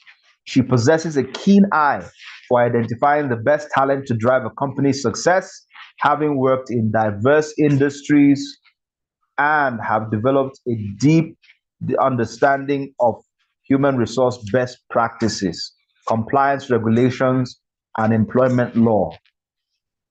Her dedication over the years have been focused on staying abreast of industry trends and innovative human resource technologies, which ensure that she continues to provide cutting-edge solutions, addresses various HR challenges. She has worked in many corporate roles as relationship manager, public interface officer, head of administration, and human resource consultant, with many accomplishments and industry successes. Through her educational teachings and influential social media presence, she has made significant contributions to building competence. Pardon me, please. Building competence to help young people become employable. As a human resource professional, our ultimate goal is to contribute to an organization's growth by optimizing its most valuable assets, its people, which are its people.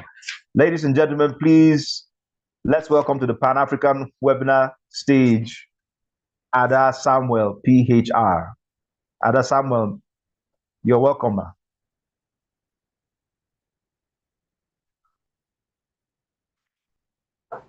The stage is yours. Good evening, ladies and gentlemen. Good evening. Good evening. If you can hear me, let me know, please. The struggle Loud has and been clear. so real with the network. Loud and Thank you, clear. Mr. Ben. Thank you. It's a pleasure to be here.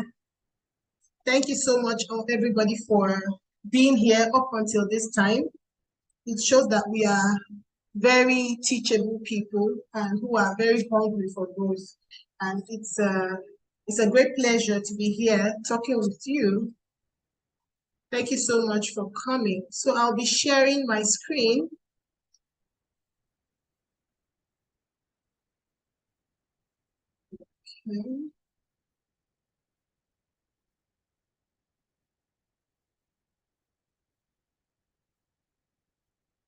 Okay. Okay. So if you can see my screen, let me see you type 1. If you can see my screen.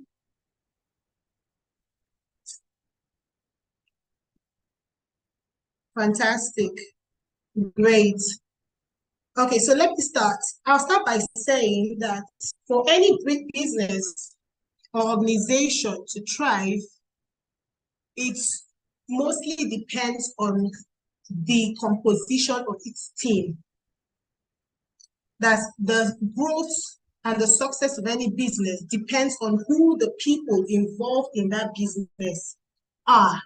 It's even more important than the business, either the product or the service, the people involved in this business. So today I'll be taking us through how to assemble the right team. So it's basically an HR essentials for the success. So let's go into it. Let's move right into it.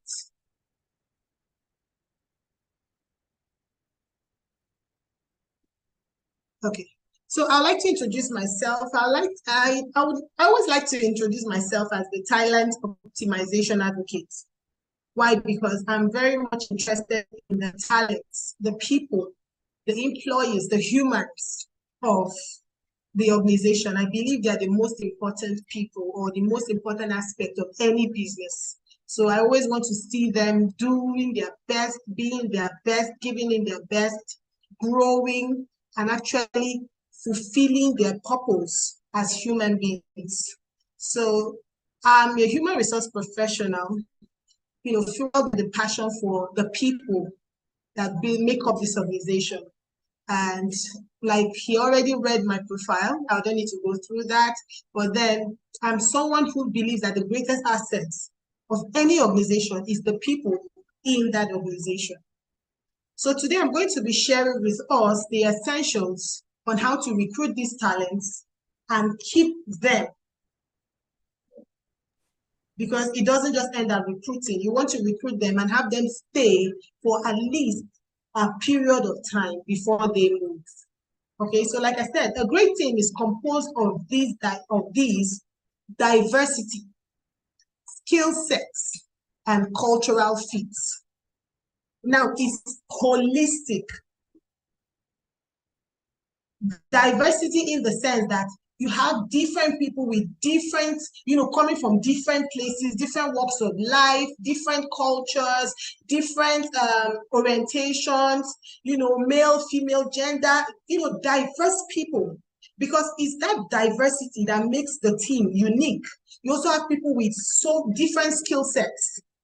And then also the people who culturally fit into the organization. Because for anybody to actually succeed in any area they find themselves, they must fit into that place. Meaning, my person is good for this place. It's just like saying putting a round peg in a round hole. A square would not fit into a round hole. So you need to put that circle into the round hole for it to fit. So these are the compositions that make up a great team. Okay? So now, let's lure them in. We want to have great people, but then we need to lure them in. And we need to bring them in And this has to do with what strategies are we using to get them into the organization? What strategies are we using to get them into the organization? See, recruitment is beyond sending out a job advert. It's beyond calling people in for an interview. It's beyond, setting up a meeting and having to discuss with them. It is more about psychology and, intentionality.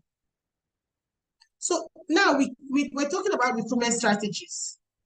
How do you recruit? Basically, we start from sourcing. Where do you go to look for these people? Now, you have an organization, which is a corporate organization. You can't go to the market to start sharing flyers or start asking people, oh, I want a team into my organization. You need to go to the professional setting that would fit into your organization. So you go to the right place to source for the right people to fit into that job role. So where you get these people from or where you source them from actually plays an important role on who they will be in the organization. So for this kind of professional organizations, you go to online job boards, their websites, we have all the website, Glassdoor and the likes where they advertise. Now, social media recruiting, we have so many professional social media platforms. The most popular is LinkedIn, where you go, people chat with recruiters, recruiters chat with people open to work, and all of those things. These are professional sources to get first-hand people. Then also the ones that we really do not even utilize is the employee referral programs, where the current employees of an organization refer people to the organization. So a job role is opened, and then you put out what's it called? Like, when you put out a program saying a reward program, for employee referrals. So if you successfully refer someone and they are recruited, you get a percentage. Do you understand? And then the employees themselves go out of their way to find a suitable person for this role. Okay? We could also do networking events, job fairs. We do job fairs a lot now. Professional associations. Now you're looking for a HR person.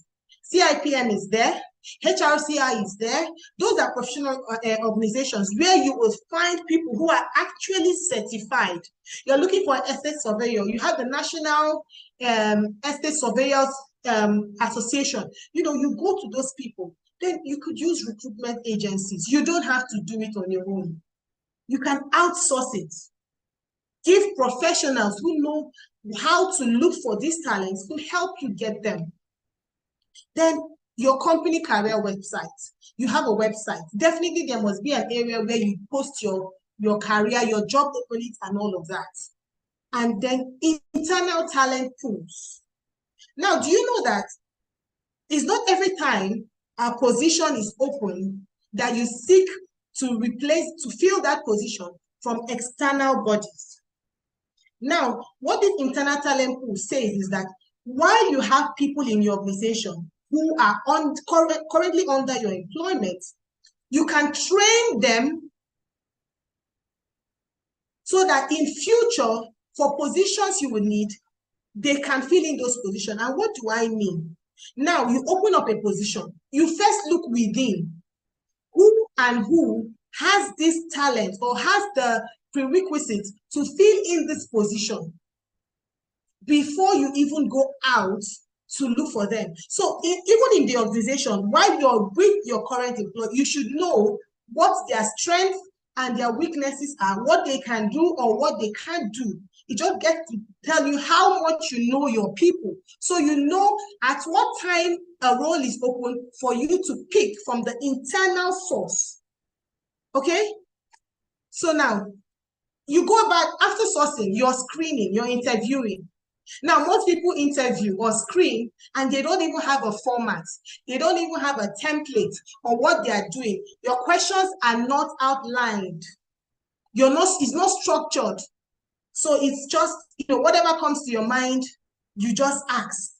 Now you need to structure it. Is it going to be a 3-day interview?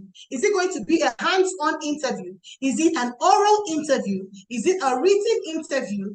Okay, even if it's going to be all of this, what will they be writing? What will I be asking so that they reply?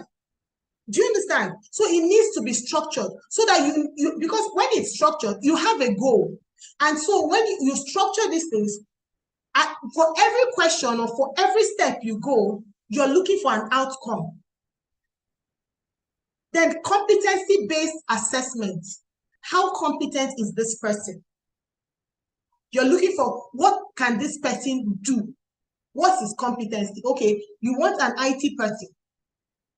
This person has to do a work on the IT system, you know, for us to know if he can do what we want him to do. Probably set an exam or set a little project where he can do and you see it and accept. Now you could do multiple interview rounds. You don't want to be the only person interviewing. This one takes away bias. Passing them from one person to the other person, maybe from the recruiter, it moves to the manager, and from the manager, it goes to the executive director. At using these levels of rounds or employing or recruitment, it takes away that the gaps that who the first stage must have missed. The second stage picks it and turns to the third stage. So it is quite holistic. And then even a panel interview. You know, set a panel and you're being asked questions from different individuals asking these questions. Because we are different, we will have different approaches to asking the questions, and it makes it even for clarity purposes. Now, you have to assess their behaviors because behavior plays a major role in finding the right team. I always say, I would always choose character over skills. Your behavior. Now, you can use the STAR approach. Give them a situation. Okay? The situation, how they tackled it, what was their accomplishment, and what was their result. Do you understand? You want to accept, okay, what did you do? Something like this happened. Okay, you had a confrontation with your colleague. How did you handle the situation? What did you do? These are the questions you ask. Okay, and sometimes it could be rhetorical questions that maybe has never even happened. You're just bringing it up and just acting, made up, scenarios, and you want to hear their views on how they would approach that situation. Now, cultural fits, like I said, this person, is it culturally fitting into your organization? When I mean culturally fit, doesn't mean them not being themselves. However, like I said, around a circle in a round. Now, some people culturally will not fit in the sense that maybe the culture of that organization requires that you are professionally dressed. However, this person doesn't like anything that has to do with wearing a professional attire. It just means that this person doesn't culturally fit into this role because he's not, he doesn't want to abide, he's not going to abide by this because this is not what he is used to. So even if you put him in the role, he's going to struggle because I'm not a professional person. I like putting on jeans. I like putting on top. It doesn't make him a wrong person for the job. However, it is part of the assessment. He will thrive in another organization. But in that your own, which is a professional organization, you can't see a banker wearing a jean and a top, except maybe it's in the play day or they have a special day when they say, okay, wear a jean and a top. So anybody who would not want to dress professionally would not fit into the banking role. So that's where the cultural fit comes in. Then you want to assess their skills. What skills do they possess? Their certifications. Okay, what and what can they really do? Now, when it comes to hands-on skills, it's always better to put them to a practical test. Put them to a practical test. Now, you're going to onboarding. Welcome package. You need to send them a welcome package to get them on board. You need to prepare them for the role. Tell them how and what is involved, while in the organization. You're taking them all around to prepare them to start work with you. Their workspace setup. Most times we forget about this work. In fact, we've employed somebody and then we're thinking, oh, where would he stay? Oh, I think he would stay here. Orientation schedule. You need to let them know what they'll be doing at least in the first week of being employed. They need to have a schedule to know what they'll be doing on the first week. Then you need to introduce them to the team officially, either by mail or you need to take them around and let them know who is joining them on the team. This helps for proper bonding. Okay? You need to train and onboard them. Because some people, before they come on board, you need to give them at least a training to better understand the job role they are coming into and better onboard them. Okay? Then also emphasize the company culture, the company values. You need to also emphasize that. Then clarity expectations. You need to be clear on what they need to do and the results you expect from them.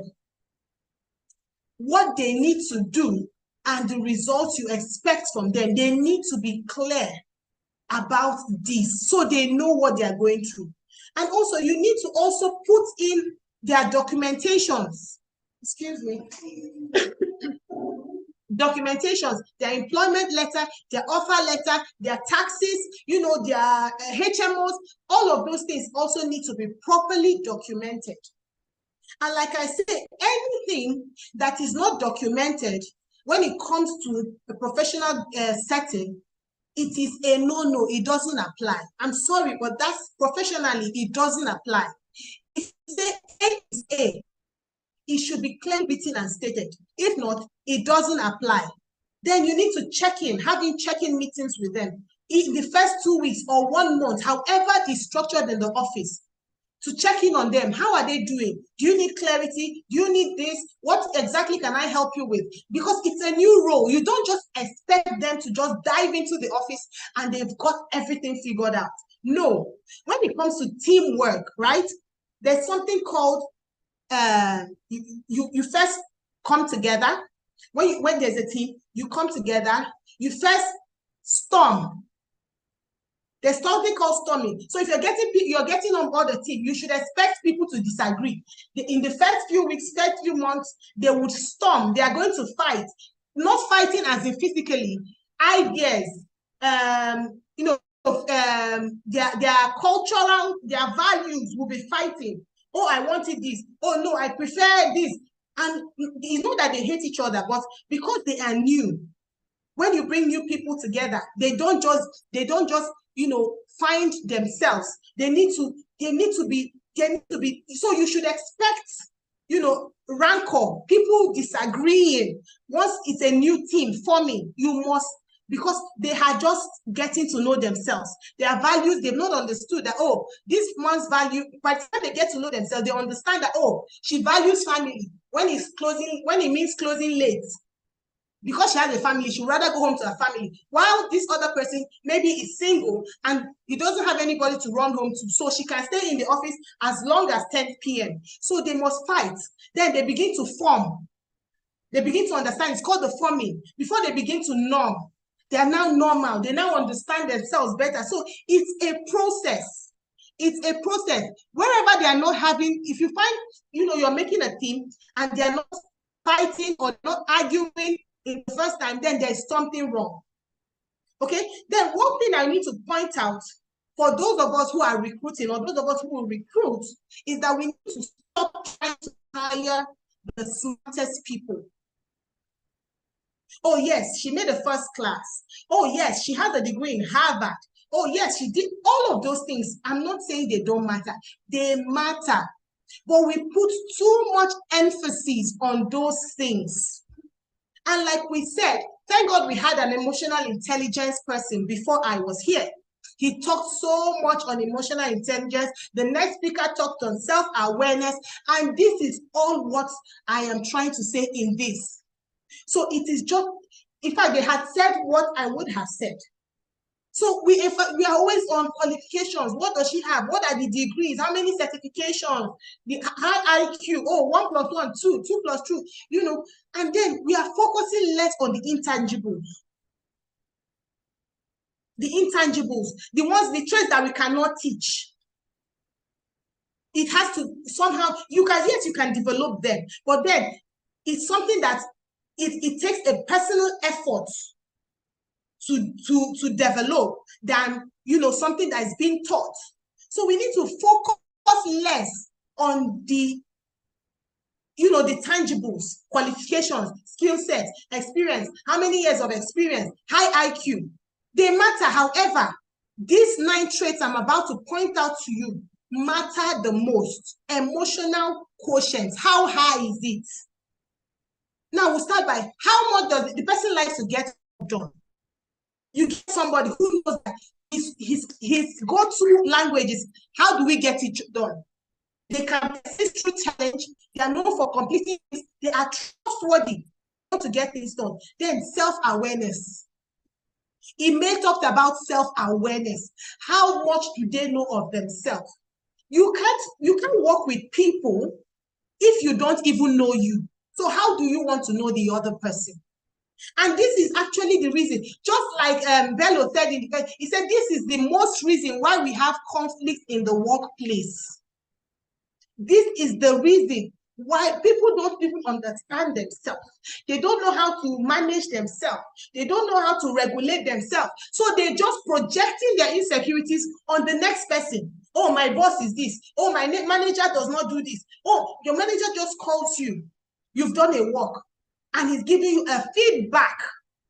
But you've taken it to be that, no, you see this man, he has, in fact, he's from a pit of hell. He has come to take me out of this job. No, you need to be conscious. You need to know you first. What are your strengths? Because see, when people give you feedback, if you're self-aware, it doesn't come as a surprise to you. If I'm saying the truth, just put yes. If you can relate with this, when people give you feedback and you know you, like you know you, we're not talking about where you want to be. Do you understand? We're not talking about who you want to be, but you know yourself. Like I know my name, Ada. When people give you feedback, does it really come as a surprise? If it's constructive feedback, does it come as a surprise to you? If it comes as a surprise to you, say yes. If it doesn't come as a surprise to you, I want you to type no. Okay? I want you to type no. If it comes as a surprise to you, click in the chat box. Yes, it does. If it doesn't, say no. Because we are trying to get people more self-aware. Hello? Are you with me? I need to know if we're together. Oh, fantastic. Fantastic. Thank you. So, okay, people are saying no. It doesn't. So that is what, okay, Mr. Benjamin said, he said it depends on what the feedback is. Fine. Like that's what I said. I said constructive, because even when you're self-aware, you know when someone is even giving you a constructive feedback and a condemning feedback, you will know, you'll be able to decipher. Do you understand? So that is what it is. Because you know you'll be able to even know how to, this person will be able to know how to understand work, and you even know how best to what? Improve on your work because of what? Self-awareness. Sorry, my screen is hanging. Okay, so now this person shows empathy. Now what we're talking about is the 9 traits, the intangibles. The intangibles. This person shows empathy. He treats everyone with respect. Will go into conversation with full empathy. You're going into conversation to find a solution and not to what? You're not going to pour your aggression on somebody.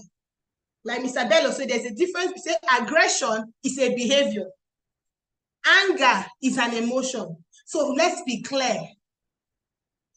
Some people will say, I want to go and say it with my full chest. We use that language a lot in Nigeria. I'm going to say it and I'm going to speak my truth. You can speak your truth, quite all right. But then respect and empathy must be the basics of that truth you're speaking. No matter how upset you are, like Bello said, you don't pour aggression. You can relate your anger in a respectful manner. Do you understand? So this is an intangible. You're a strong communicator. You want to say it. You're able to tell people how you feel and get them to tell you back. Do you understand? You're able to communicate, and with every kind of person. No matter how hard, you can see some people say, this person is a tough cookie to crack, or I can't even talk to him. But you find someone that, as the mention of what the person is saying, that person is able to bend to it. Why? Because this person is a great communicator. He knows how to communicate clearly.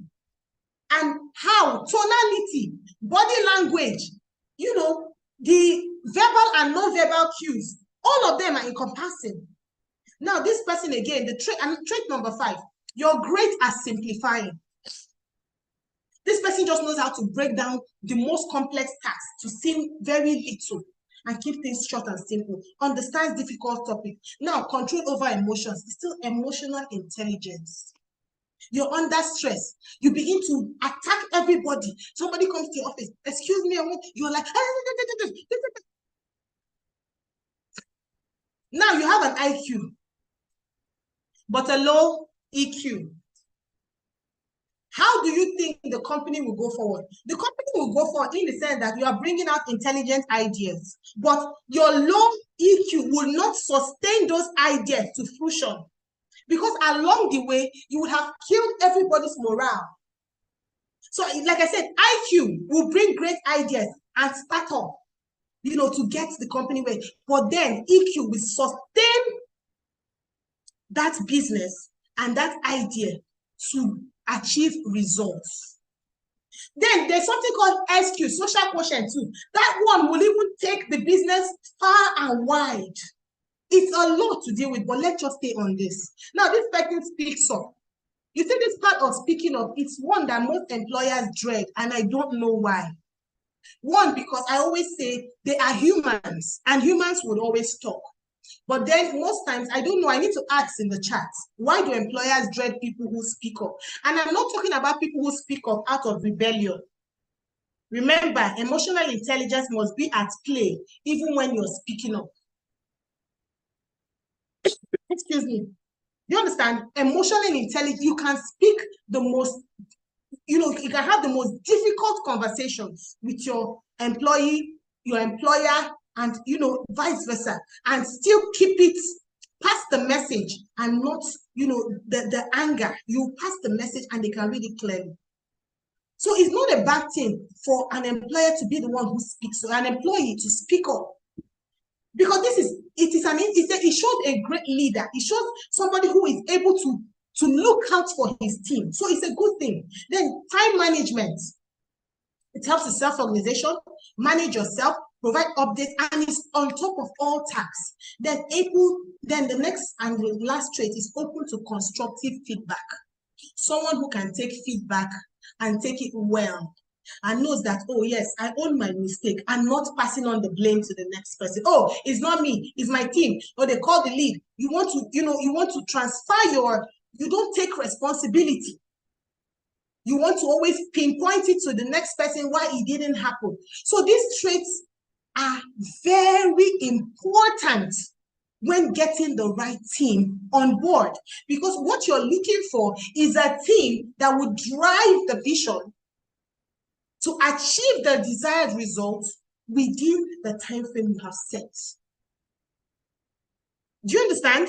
So these traits are important. In as much as your qualifications, yes, they matter. Years of experience, they matter. But then these traits are very much important. Now, like I said, qualifications, yes, may get them through the door. Like I said, IQ will come in, give you ideas, but then he will not sustain it because of his low EQ. But then showing these traits will help them truly excel. So I would say hire a good person who has a great attitude, values, and personality, because skills can be taught any day. EQ is about habits. It's about prevention. It's about self-awareness. See, I'm super excited on how this webinar has played out today. It's like each speaker is just, it just keeps going. sequentially, because I love what my speakers just, said. So like I said, most businesses owners, they have experienced a lot of difficulty in creating a stable talent experience. And this is because of the lack of cohesive strategy for employment engagement. Like I said, you've brought them in, you've recruited, now they're in. What are you doing with them?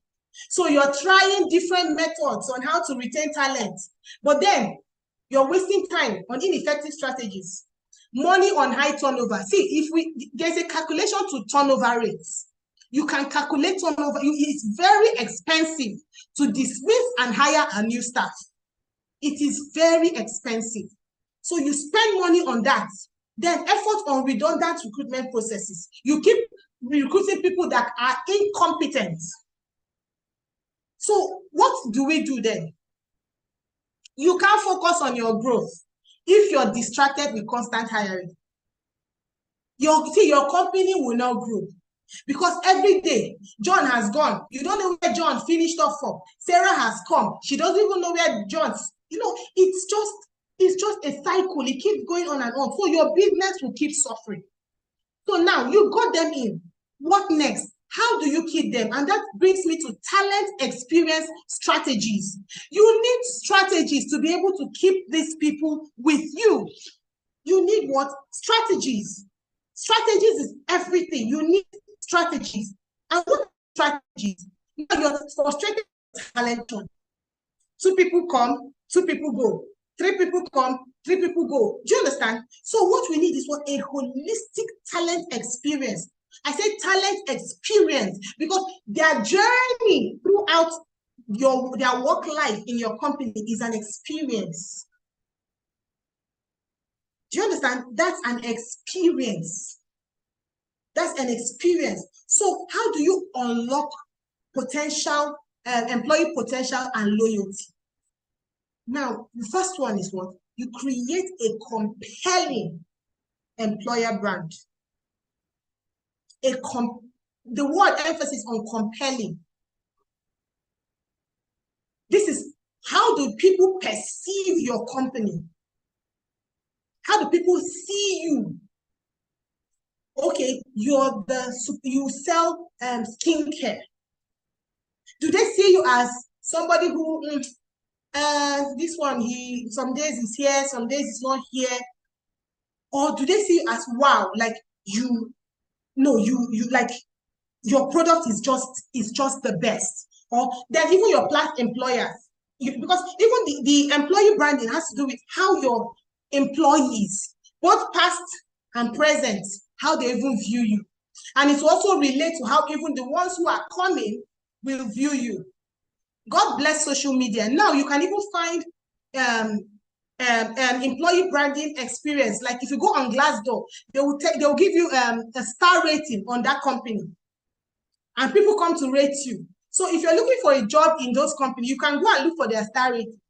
So imagine they go to a star rating and you see 5, and you go to this one and you see 2, and these are past employees, present employees rating all of these things. Which one will you go for? They will definitely go for the one with the 5 star. But then it all depends on you, the employer, to give what? A compelling brand, employer brand. How do you want to be seen? Do you want to seen as someone, when they come, he employs today, tomorrow he goes. And some people will say, no matter how you do them, no, if you like treat them nice, they will still go. Excuse me, please. I hear some people say, yes, see, these days, no matter what you do for them, they will still go. How about those who have stayed with, you see employees who have stayed 10 years, 15 years? Do you think that those ones fell from a different part of the heaven? It's called employer brand. Do you understand? Teach them well. They will still go. Train them. They will still go. But if you treat them well, they will stay. It's a different thing. Humans are emotional beings. Let's not forget, our employees are not robots, they're emotional beings. They need those basic needs of humans. They need security. They need love, which is compassion. Do you understand? They need these things to feel accepted. So you need to create a compelling brand for them to be able to stay. Now, how do you do this?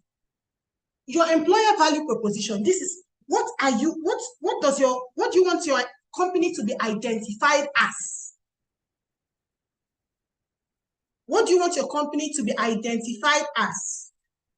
Now, if I ask now, do we know Shell? Shell Petroleum Development Corporation. Let me use a popular one. It's an oil company. If we know Shell, do you know Shell? Shell Development Corporation. If you ask anybody, what do you think? Please, if you know Shell or Mobil, what do you think the employee value proposition is? Because we are not in, we're outside. You know your employer branding when you're outside, what you feel or what you think about that company. What do you think?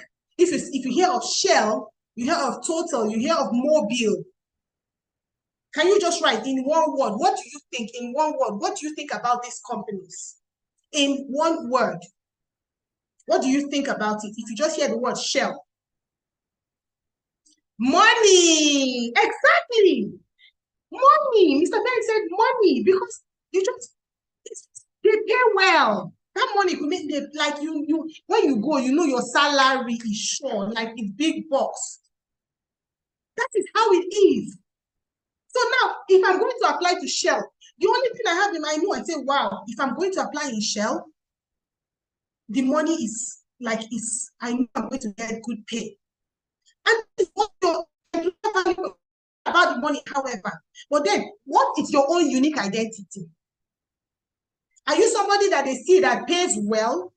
Are you someone that is family oriented, like your values, you care about people, you want to see them grow, you have a clearly defined career pathway, they know in this company, if I enter there, I'm going to grow? Or do you give travel experiences, like because I'm working in your company, I'm going to travel to this place and this place to learn? What exactly is yours? You need to identify it first. What do you want to, like, what is your own? You need to what? Identify it. Because that is what people are looking up to you for.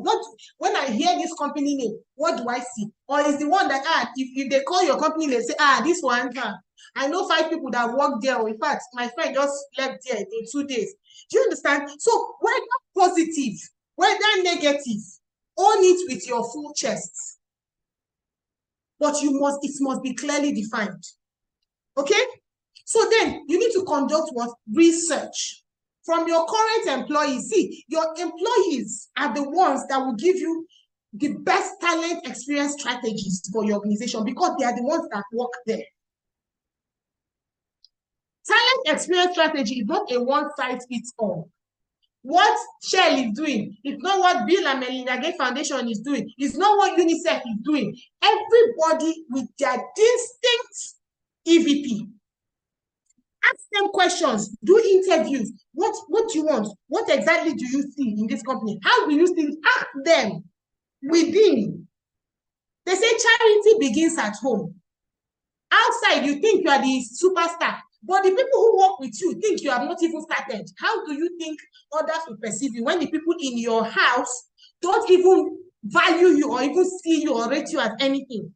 So let's be real, we need to conduct research. Okay? Then you need to align your brand. Make sure that your brand aligns with your values. Some people will say their value is respect. Some people will say it's openness. Some people will say it's trust. But then you're not, all these things you have said is just on the paper.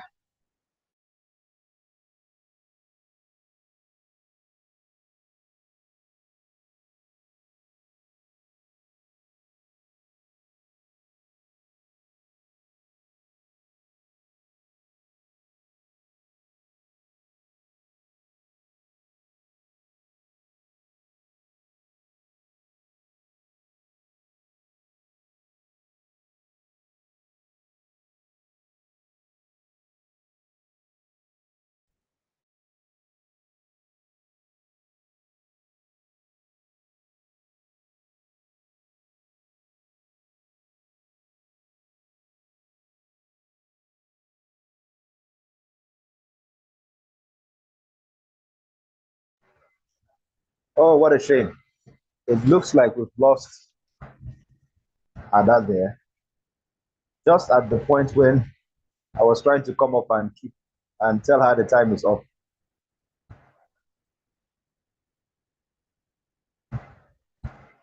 The devil, she's a liar. Okay. I'm so sorry. All right. I'm awesome. so sorry. The network threw me out. Yes, your time is actually up. Okay, let me just Thank you. quickly wrap up. Thank you. Thank you. If I'm making sense, please say yes, you are making sense. So I know that we are in this together. Our businesses need to grow, but it starts with the humans in the business. So let me just put it on slideshow from current slide. Okay. So if I'm making sense, please say yes. So then enhance what your candidates experience. Now, people who come to your work to get a job, okay? You keep them waiting for long hours. Do you understand? They add up. Let your trumpet blowers. Let them be the one saying, you need to come and work in my organization. See, there's a role here. Come, do you imagine what that? They said the best form of marketing is word of mouth.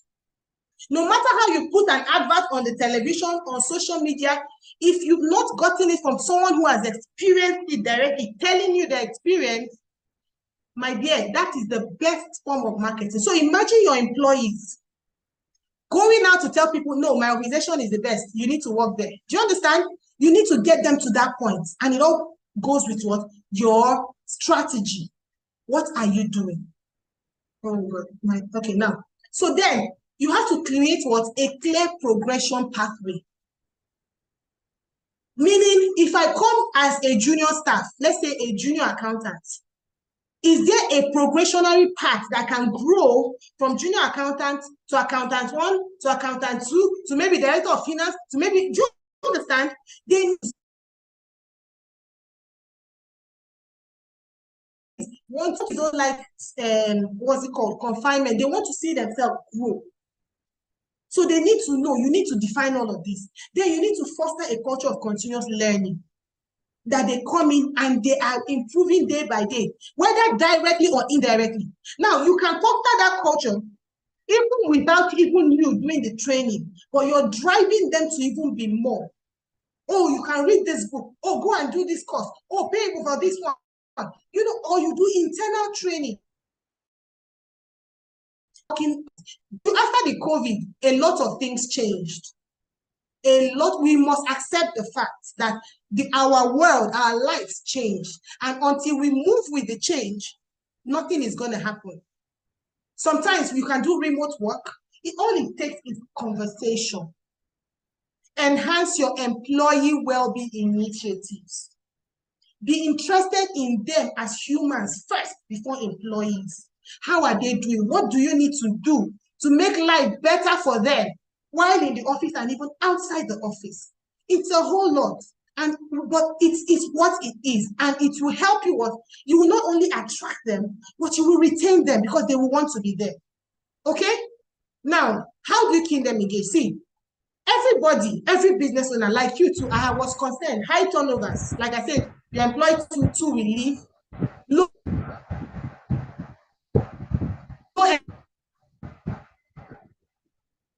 employee engagement. You have employed them, but you have to keep the next job. Unfortunately, that's what they do. They're using your internet to apply to the next job. The fear is so real, so I can totally understand. But then if you change and shift with these strategies, see, for me, I expect 40% reduction in turnover, because if it's for turnover, you would have them. However, you need to bring it to the barest minimum. And coupled with the Japa syndrome, everybody is running away. Everybody is running. So you just want to get it to the most minute percentage. You have a significant improvement in engagement scores, a stronger employer brand, and all of this. But you've got this. Hello, ma. It's not a dead end. You've got it. You can do it. And this is what I will do. Hey, you will keep experiencing it. Hello, yeah? Yes, your time is Mr. Ben, you completely want up. to say something? Yes, your Okay, time, you're 10 I will minutes just over your time. I will just end here to say that the only thing you need is change. Solution to these problems of high turnover is change, because change is the only constant in retention strategies. Because all you need to do, like I said, if you encounter a difficulty, go back to your strategy, re-strategize, engage with your employees. They're the ones to give you the insights on what to do, and you will find it easier. Thank you so much. I'll just stop here. I'm sure if you've gotten value, let me know if you've gotten value. Thank you so much. Somebody said E for energy. We've gotten value, we've gotten energy, we've gotten tips on how to build the right team. Thank you so much. Please, let's celebrate. Let's celebrate Ada Samuel, our HR professional here, telling us what we need to do to build the teams. Let's celebrate her. Thank you so Let's give her our much. favorite emoji. Let's thank her. Let's not keep silent. Well, we've been having challenges with connection all day, which is one of the reasons why we're behind time. So we apologize for that, but we really, really need to move forward. Our time is completely fast spent. If you have any questions for her, please, you type our details in the chat box. Okay, let me do that quickly. Yes. Thank you so much, ma'am. You were fantastic. We learned a lot today. Your passion is evident, and also the information is super valuable. Thank you so much. So this is the time while she's putting up our information, please, you guys can easily contact her through the channels that she's putting forth. If you have any questions, any details, you want to hire her, etc., the information is right here. Now, this is the Pan-African webinar for the OSP, Octopus Speakers Pool, March edition. We're streaming live on YouTube, and this is day one. We have come to the end of day one today. I would like to bring forward our name, the name that we are daring. Could sound the octopus himself. Please, let's make welcome Dr. Ben. You're welcome. Thank you, sir. Dr. Ben. Thank you for the very powerful moderation. Thanks to our speakers tonight, starting from Musa Bello, Sodium Speaks, to someone I like to call Dr. Ime Enang, and on to Ada Samuel. Thank you, everyone, for the very, very great presentations. To our guests and everyone who has joined the session this evening, we feel very delighted that you were able to participate. And to everyone that joined on YouTube, thank you so much for also joining and participating. The event continues tomorrow, and I would love that you join on time. We promise to be more punctual tomorrow and more conscious of time, but you would agree with me that OSP has always added value to you, always added value. We're very particular about giving you all the resources that can move you from where you are to where you want to be. OSP is a community of top-notch trainers, speakers, coaches, consultants, and people who just love to impact the world. And so it is a platform you want to be a part of, you want to join, you want to grow your capacity and leverage all the platforms and all the opportunities that OSP brings your way. So once again, thank you to everyone for joining. And I do promise that tomorrow is going to be as engaging as tonight. Aside the network downtimes, you would agree that tonight was very exciting and very entertaining and very educating. So tomorrow we continue and we build on tonight. A few things I'd like to encourage everyone who has joined today, especially our guests. Take the numbers of our speakers, find them out on LinkedIn, check them out on our website, www.octopusspeakerspool.com. I'll take that again, www.octopusspeakerspool.com. You will find our speakers' profiles there. You can download their PDF from there. You can see their pictures. You can see the different handles that they've got. We strongly endorse and recommend all our speakers because they are definitely world class. and you can hear from their talk and their niches that they are able to solve your problems and challenges in business and in personal life. So please do not hesitate to go to our website, www.octopusspeakerschool. Engage our members and you would not regret it at all. So that's from me tonight, and I'm humbled to say thank you, Dr. Ben Wayo, for being a very prolific moderator and for keeping the conversation going. Thank you, everyone, and good night. Good night, everybody. See you tomorrow, 9:45 p.m. Thank you. Thank you, Doctor. AM, not Good PM, night. sorry. Yeah, we Good got night, that. Mr. Ben. Thank you so much. Thank you, so Doctor. much. Great having you guys. Thank you. Yeah. Thank you.